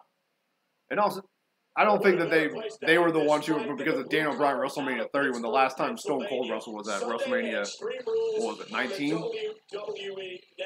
11 years later. I mean, that's not why they're wrestling in stadiums and things like that 11 years later. It's because of what someone did. No, it helped the cause at the time, of course. It was what he did the first time he wrestled Shawn Michaels at WrestleMania for the title. Things like that is what made the stadiums. It was money before. It wasn't money after. But they did big stadiums before Stone Cold. Where? WrestleMania 3. Okay. What, you said they never did big. Okay. They did. If you can tell me if you've watched WrestleMania 3 6 from your WrestleMania 6 from start to finish, or WrestleMania 3 from what does that have to do with anything? Because you obviously don't care. It's not that I don't care. I'm well aware of what happened. You asked when did they wrestle? Well, that has nothing to do with what we're talking about. You asked me when they wrestled in big arenas before. You want to hear Pop? You watch WrestleMania 6. You watch both of them. That's not what we're talking about. We're talking about Pop. Yeah, but you asked me. I said before, lead after that. I'm not saying it's the biggest pop ever in the history of the business. But you're comparing it to Stone Cold, who is the Pop. I'm not arguing with you about that. Daniel comparing it to The Rock, which is, as much as it paints the same, almost the Pop. Again, I'm not arguing that they were not really over. But I'm saying, when Daniel Bryan was at his height from, let's say, post-Royal Rumble, I mean, he had big pops before then and everything. Like with one, Billy, please. I know you're not up. I'm in something. We're gonna. Okay. How about? We have house rules. We have house rules. I asked nicely. Please. Please. I'll get it. You can still talk. Okay.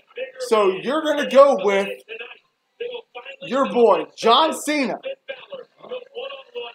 When he came into Madison Square Garden, nobody thought he was coming back. And he came out, and all he did was crossed his arms, because the Madison Square Garden is the worst place ever to have a WrestleMania, or a Royal Rumble. And then, you think... I'm not talking about individual show pops. I'm talking about sustained pops. Week after week. Stone Cold, The Rock are still... sustained pops. Still. I know they are. Bill, his argument is saying that the only one recently is Daniel Bryan. That's the only one recently. There hasn't been anyone recently. And I will agree with him because I've watched this. I said since Stone Cold. They took over Washington, so he got the match at WrestleMania. The pop was there. Now, but we honestly don't think that was planned. Was the pop as greater as all those other ones? No, but the pop was as great as you would see from this era. Daniel Bryan had the pop of this era. No one has come close to sustained pop of Daniel Bryan than Stone Cold. That was what I was saying.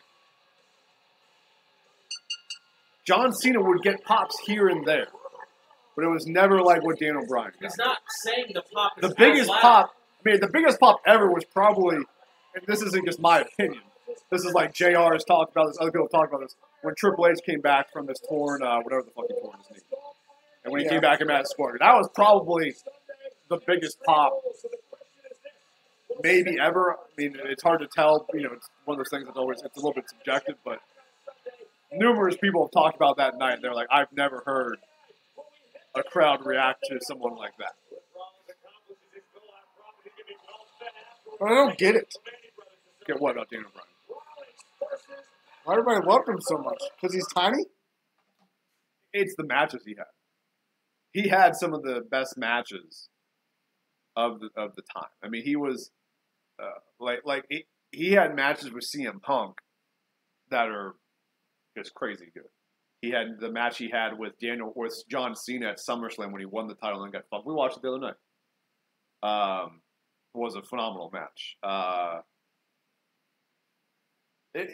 It was that, and then also it was a combination that people like Daniel Bryan, but it was a combination of the fans just getting ignored and pushing guys that were like Daniel Bryan was clearly the most over guy in the roster. and they were doing things like taking the title immediately off of him and putting him in the Wyatt family for no goddamn reason, not putting him in the Royal Rumble match. And it was just, they were like, fuck you. That's our boy. We're taking this bitch over. Like, they did a segment. It was in Washington. It was the fucking dumbest thing because you saw it coming a mile away. And they didn't want this reaction. But they did the title unification match where they had, the World Heavyweight and you had the WWE title. They were unifying them. And it was Randy Orton and John Cena. They were the champions. And they did this big segment. It was a cool idea for a segment. They brought all these past world champions back. Like, you had Shawn Michaels in the ring. You had Mark Henry. CM Punk was in there. Yeah, a bunch of guys. All former champions. They're in the ring. And literally the entire crowd gave two shits. Even about Shawn Michaels being in the ring. It was just the massive yes chant to the point where John Cena had to grab a mic and acknowledge him. He had to grab Daniel Bryan by the hand and raise his hand up so the crowd would cheer for him. And then they did the Raw takeover, which is planned, but still, like, it was. What point do you think the other part of it wasn't planned? What part of it? Why do you think this big thing you just explained to me with all the champions and all that, they didn't know that was going to happen? I think they probably had an idea, and that was why they brought all those guys in to maybe hope that it didn't happen. But they probably knew that, it was. You don't think they drew Daniel Bryan out as like a big face to kind of bring people back? It was well known that Daniel Bryan was not supposed to be in the main event of WrestleMania 30. He wasn't even supposed to fight Triple H. It was going to be CM Punk. CM Punk quit. So then they're like, all right, well, the Triple H match makes sense. And then people booed the shit out of Batista. They didn't they shoved it down their throats. It wasn't even somewhat. It really wasn't that shoved.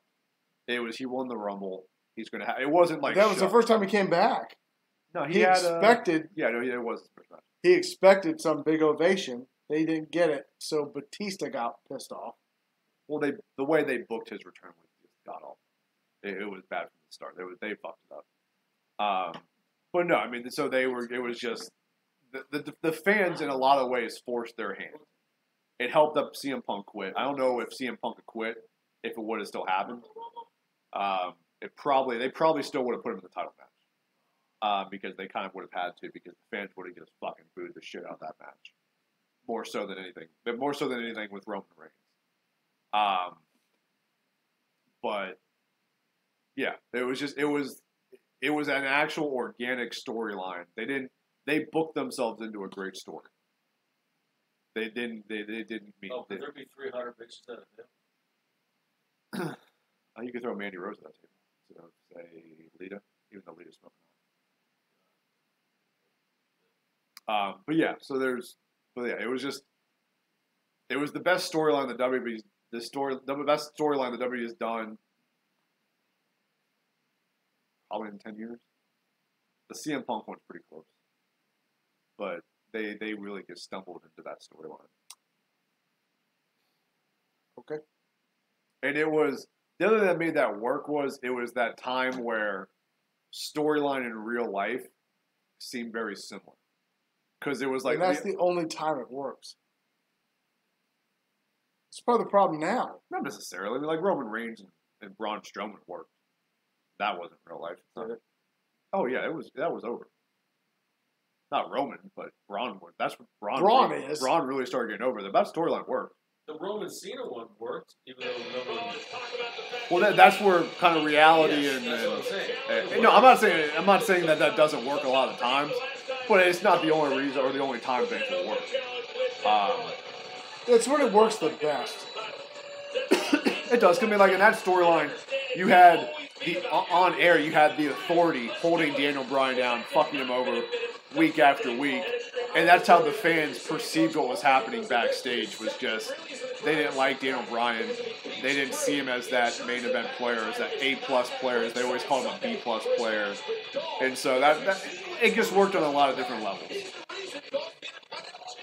And again, I haven't watched every WrestleMania, but him winning the title and all of the Manias I've seen is probably the best WrestleMania moment that I've seen. Is when he finally wins the title The crowd goes fucking nuts. And He goes over to Connor the Crusher. and the same reason. Well, I cried when he went over to Connor The same reason you probably can't make this argument to me is the same reason I can't make this argument to you. To me, that is not the best WrestleMania moment, but because I acknowledge there are better because moments, but I still didn't. love seeing him. I didn't see him live. Like I get the Stone Cold Bret Hart is probably a more iconic moment. I get Shawn Michaels winning the title, Hogan picking up Andre, Warrior winning. What else am I missing here? Austin Rock. I've seen Austin Rock. I don't need to say anything because Bryan pretty much said everything before I could say what I wanted to say, which is normal because I can't have opinions here. We just had a good back and forth. I don't know what you're talking about. Because all I was going to say was, I'm not going to go back and watch Daniel Bryan Raws and whatever to watch the build-up.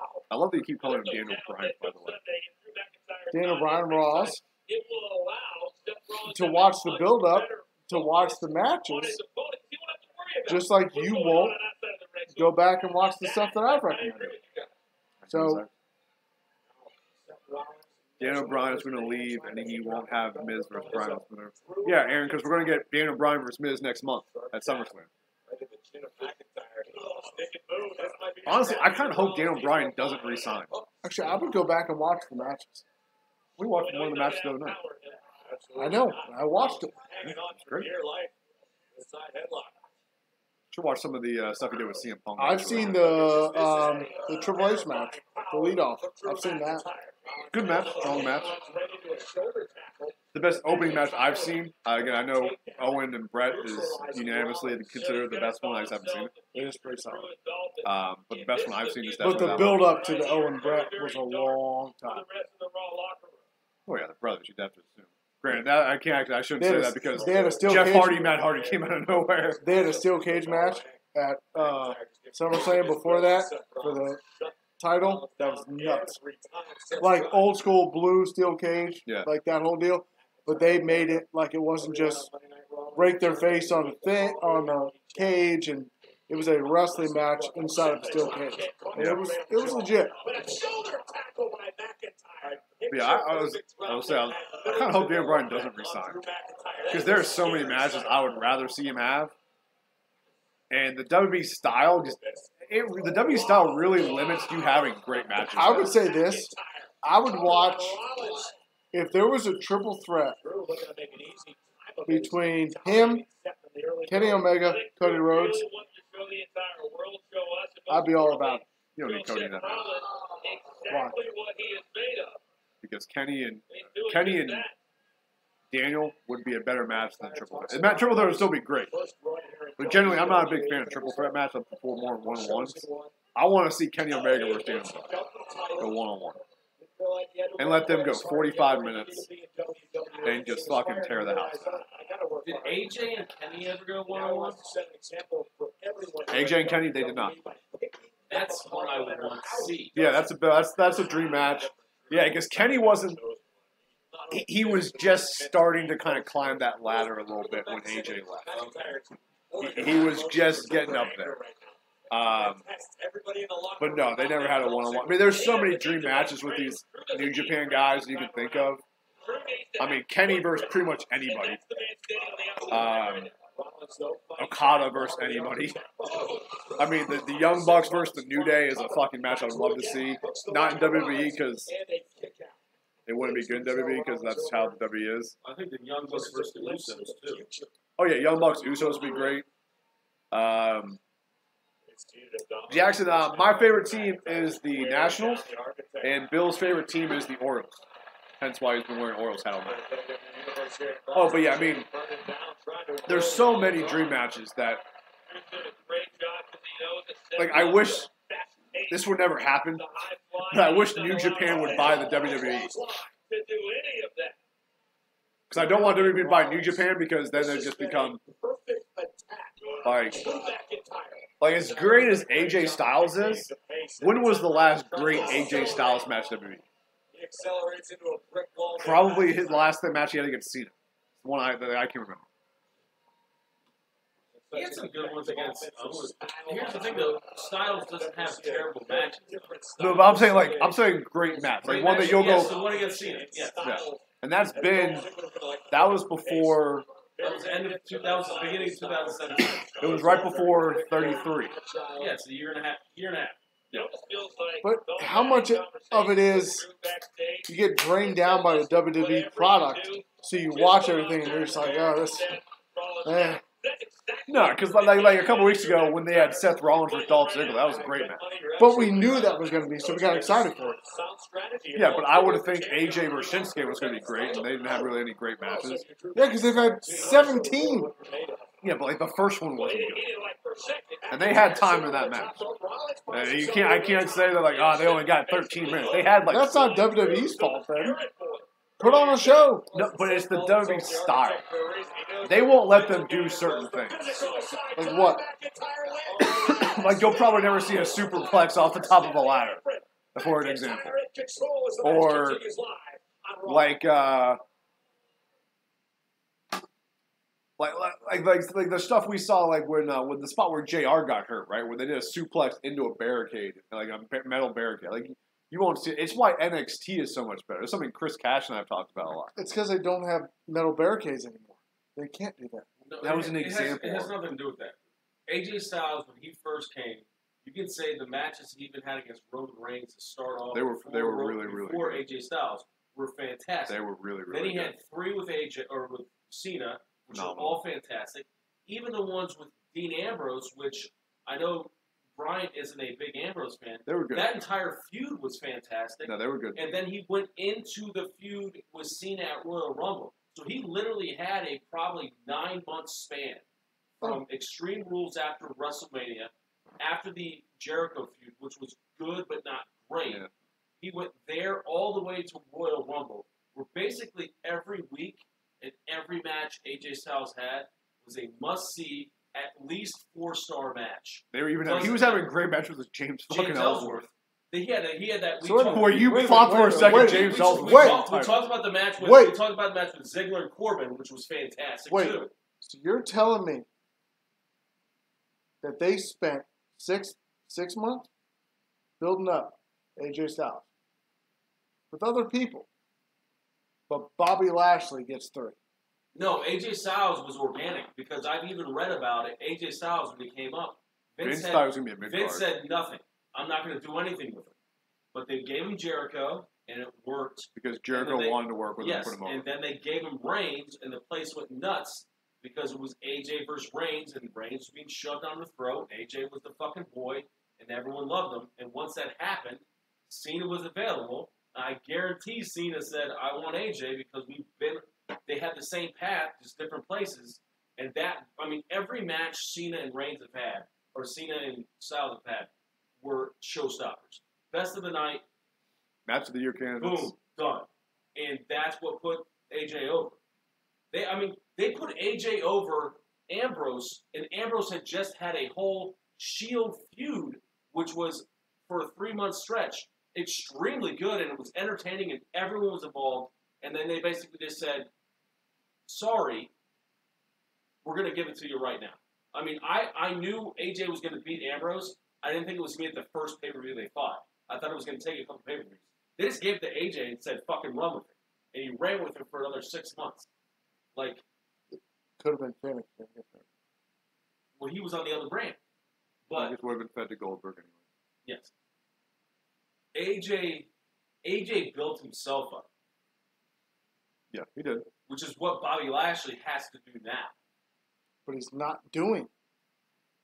He's not AJ fucking Styles. He's not AJ Styles. So he's got to be the guy that nobody can beat? He's had one feud. What are you talking about? He doesn't have He could lose to Roman Reigns this Sunday. That's the whole point. He doesn't have to beat him. AJ didn't beat Roman. He lost 2 pay-per-views He lost in a row. to Jericho at Mania. And he lost to Jericho. He literally lost 3 pay-per-views in a row before he beat Cena. He lost every match to But Roman. because of his matches and because of who he is, got him over. And then Cena said he won, and then Cena was like, I want to work with AJ. Yes. Seth Rollins, welcome back to Monday Night Raw live tonight in Boston, Massachusetts. Rollins with a victory will ensure that Drew McIntyre will be banned for ringside. But I just think for the most part, the WWE, And it's somewhat to protect the guys, so you have to respect that and acknowledge it. But they won't let them do certain things in the ring. And New Japan kind of lets them go out and do what they should. Now, maybe they should have a little bit more restraint so that guys don't do moves that break their neck. Well, I get it in the sense that they have to put on shows every week. Oh, yeah. On cable TV, all that. So even like on pay-per-views, WrestleMania, the big four are different. It's kind of like, you want to do that? Pretty much. Well, it should be. But they're not doing like 5 shows a week. The big four should be different. But even at WrestleMania, what's the biggest Raw of the year? After Brave Mania. After WrestleMania. After WrestleMania. After WrestleMania. So, yeah, you can have all these matches, do everything you want, but you flip somebody off a ladder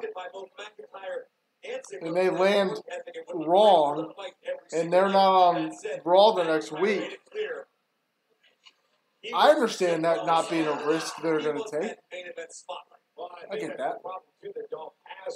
But you have to walk a line between being safe, making sure your guys are there every week, but also being able to put on a product that people want to come back and see. Okay. What if you're at SummerSlam and the guy you're about to put the belt on gets his shoulder torn apart? Then the next week, oh, it happens? Then you bury him? Why do you make everything about Finn Balor? Because it is about Finn Balor. It happens, man. Like, injuries happen in wrestling. Apparently it doesn't, because everybody else gets to come back from injury. Finn came back from injury. What the fuck are you talking about? Seth Rollins got to come back. He got the goddamn IC title. Seth Rollins came back and got the WWE title. Yeah, and then the IC title. I'm sorry, and you're going to be mad at me about this, but Finn Balor is not on Seth Rollins' level. I'm not saying he's far behind, but Seth Rollins is on a different level than Finn Balor. What level are we talking about? I look at Finn Balor. A wrestling level? Yeah, I would say Rollins is a better worker than Finn. Not that Finn's a bad worker or anything, but I think Seth is probably... I think he's the best they have on Raw, and outside of AJ, I think he's the best in the company. Who's second? Seth's second. AJ's one. Seth's two. No, on Raw. Ziggler. Now the look of concern on the face of the champion. Who's third? I said some time, but what in the world can he do to not just get on the offensive, but to get control? When he does best, pick up the pace. Third, I'm just going through the roster. It's probably Finn, but I'm just going through the roster. The architect, Seth Rollins, trying to knock the big Drew McIntyre down. It's like hitting the this match, I'd say Finn. it's exactly what Finn would do. Clothesline, clothesline, clothesline. Yeah, they both do the sling blade. Seth just beat him to the punch that time.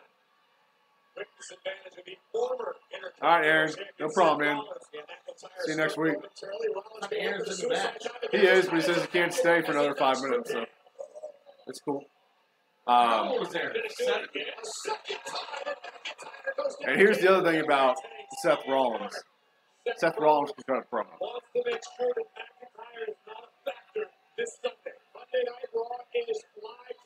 What did I say that's wrong?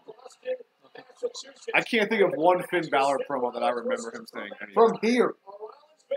Yeah, Bill. Watch the stuff on the WWE Network. Just watch it.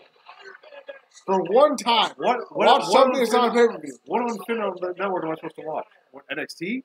No, just go back and watch the stuff he did. Like when they do his 365 or his 24 or anything like that. And they show him on the mic being a heel. It's awesome. Where is that been? Where's his promo work been? I don't know, Bryan. Well, what do you want me to judge him on? What he did fucking 6 years ago? You're all indie? Yeah, I am, but I'm judging on what guys are doing now, not what they did 6 years ago. But I'm not saying he can't, but I haven't seen it. Where's it been? He's put on good matches.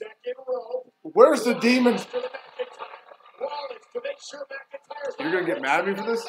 No, getting mad at WWE. I can't think of any what I would consider like 5-star great match that Finn Balor has had on the main roster, other than his first night when he beat Roman Reigns. That was a phenomenal match. I can't think of some other crazy great match. He's never really had a bad match. The one he had with Rollins was good. Torn shoulder or not, it was good. That's what I'm saying. I'm saying like AJ Cena good.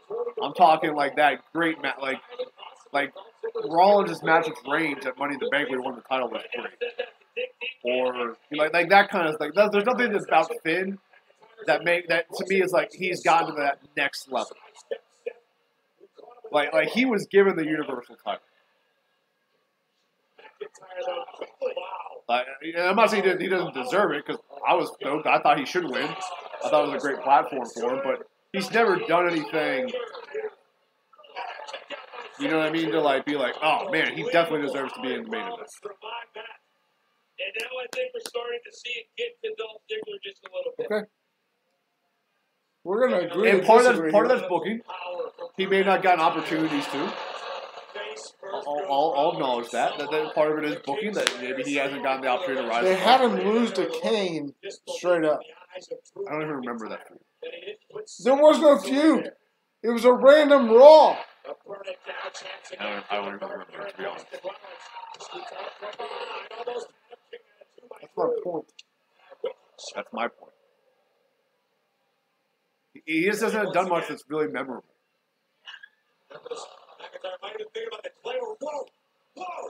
Damn. Sorry, we haven't been talking much about Raw, guys, but this is actually a really good match. Yeah, it is. But you know I like Finn. I'm a Finn fan. And again, I gotta know, booking is part of the problem. He hasn't been given a whole lot to do. But there hasn't been much that's memorable. I think what you said put him and Dolph. I think him and Dolph would just they'd kill it. Oh, they'd murder it. If you gave him 15 minutes, they'd put on a great match. Here's the thing I'd ask you about Finn. If Finn didn't have his entrance and he didn't have the demon persona, what would he have that really makes him stand out as like a top main event guy? Because those are the two most over things about him. To the crowd, to the fans. Not to you, but to the crowd. If he didn't have that sweet entrance, he had Dean Ambrose's music. The most generic, shitty music of all time. He had Dean Ambrose's music, and he had just this leather jacket and his tights. What else would he have that makes him stand out? Because I can't think of much. It's about my own heartstrings that you're talking about. He reminds me of Brett. In the sense that, maybe not technically or anything like that, but he's kind of smaller. He does. I agree, Jackson. I don't think Seth is going to win. I think Dolph retains, but Dolph is the king of short championship reigns, so he could lose. But go ahead. He'll go off the top if he needs to for his finisher or whatever. Which is a bad finish. He just works hard. I like that. Like, he's a worker. I would have thought that if I never saw the Demon or the Universal Championship or whatever. I would have thought that. But you wouldn't like it as much. Just because he tries hard. Like, Kurt Hawkins tries hard. Shut up. I'm dead serious. He does. If they came in the same way, and then Finn had lost at SummerSlam, where he got hurt, I would have thought the same thing.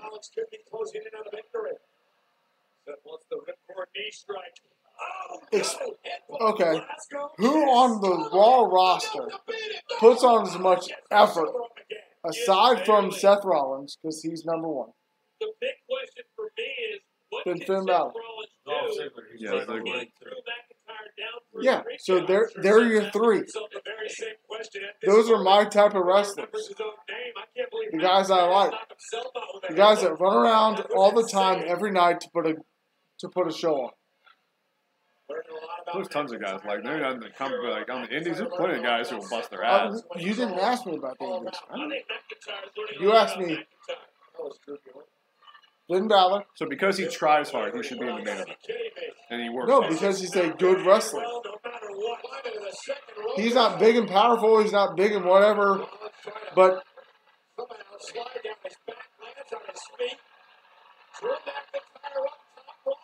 I don't remember that, Jackson. To take on Sami Zayn, like Sami Zayn's never been champion, so like why would someone beat someone to take on Sami Zayn? I don't remember.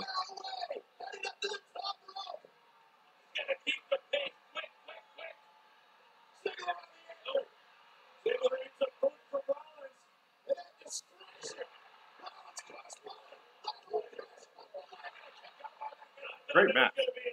It is. Oh, damn.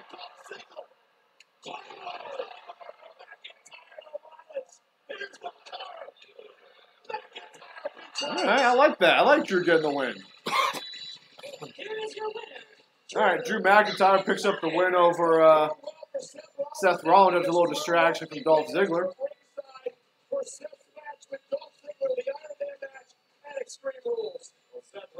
All right, guys, we're winding down Raw here. Big thanks to all of you who tuned into us. We're going to start the Voice of Wrestling Championship match here in a second. Jackson, I know you're here. Frank, are you here? Frank, you here? And Aaron, are you still here? I know you said you were leaving, but you say that sometimes and you're still here, so it's confusing. And if Saki the Sock Puppet's here, which I know he's not, he's in Cancun, but if he is here, let us know. Just send us a little quick message here in the chat, guys. Let us know you're here. Frank, that a boy. Jackson, you're here. We might have a one-on-one match. This will be the first one-on-one match. It will be. And the Voice of Wrestling. The first 1, 2, 3 we've ever had.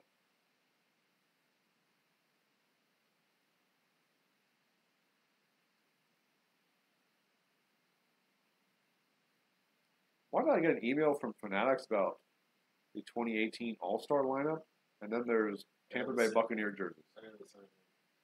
I don't actually look at the emails. I doubt you got Tampa Bay Buccaneer jerseys in yours. No, but I got the same email, but I didn't like the email. All right, so it looks like we just have Jackson and Frank. All right, guys, so Frank, I know you know this. Jackson, I think you're kind of new here, so I'll just recap what this last round is. So the last question for the championship, it's always going to be a number is the answer. And it's whoever guesses closest to the number, or obviously if you guess it exactly, then you win. So yeah, it's closest to. You can't go over. It's not Price is Right rules. You can go over. It's whoever's going to be closest. Again, it's a Brock Lesnar themed question. And here is the question. How many days was Brock Lesnar UFC heavyweight champion? I'll read it again. How many days was Brock Lesnar UFC heavyweight champion? Incorrect. Give us your best guess. 1 hour.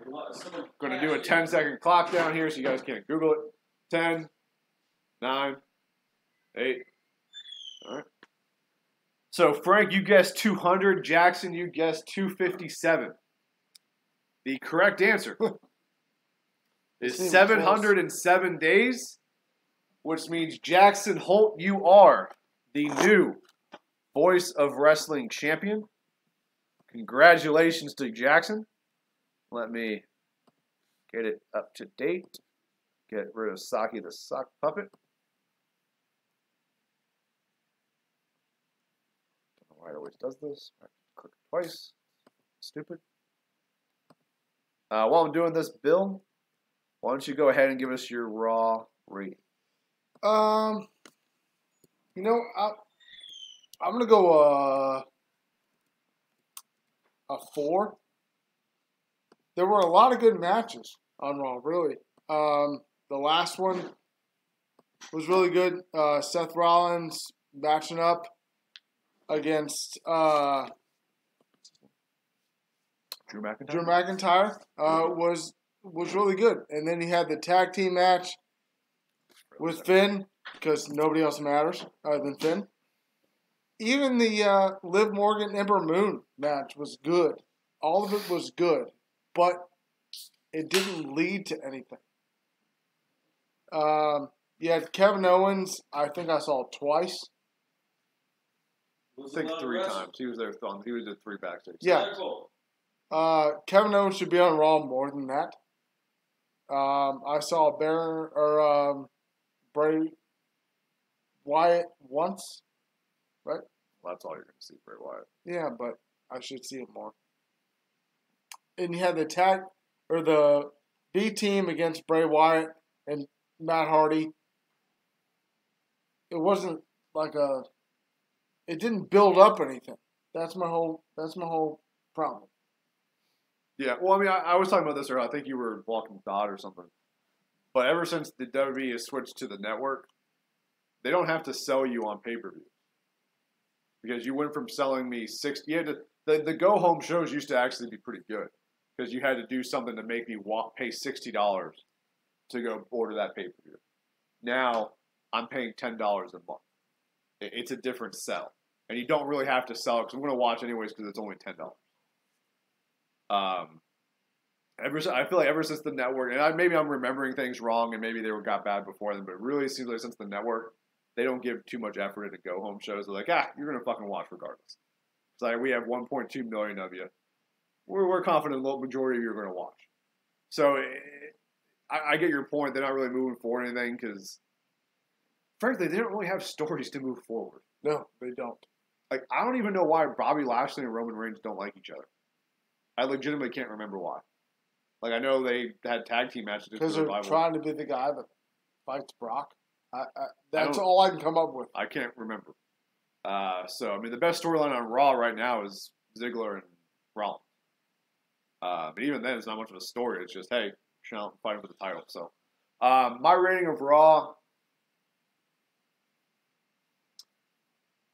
that last match was really good. 4.7. Ooh, higher than me. I really enjoyed that last match.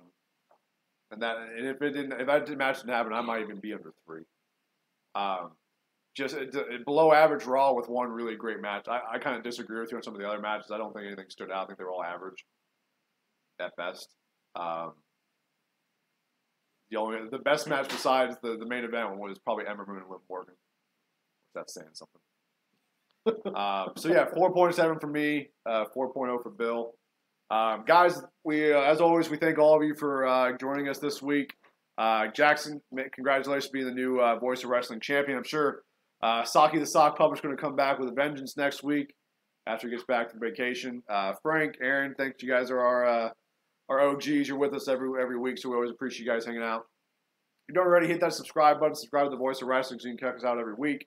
You can check out the flagship show, The Voice of Wrestling, with Chris Cash and Nick Pagliano, which you can check out here on our YouTube channel, as well as on Fight TV, which airs at 5 p.m. Eastern Time every Wednesday. And you can watch it on demand anytime after that. Like us on Facebook, Voice of Wrestling. Just do a quick search, and we'll come up. There you go.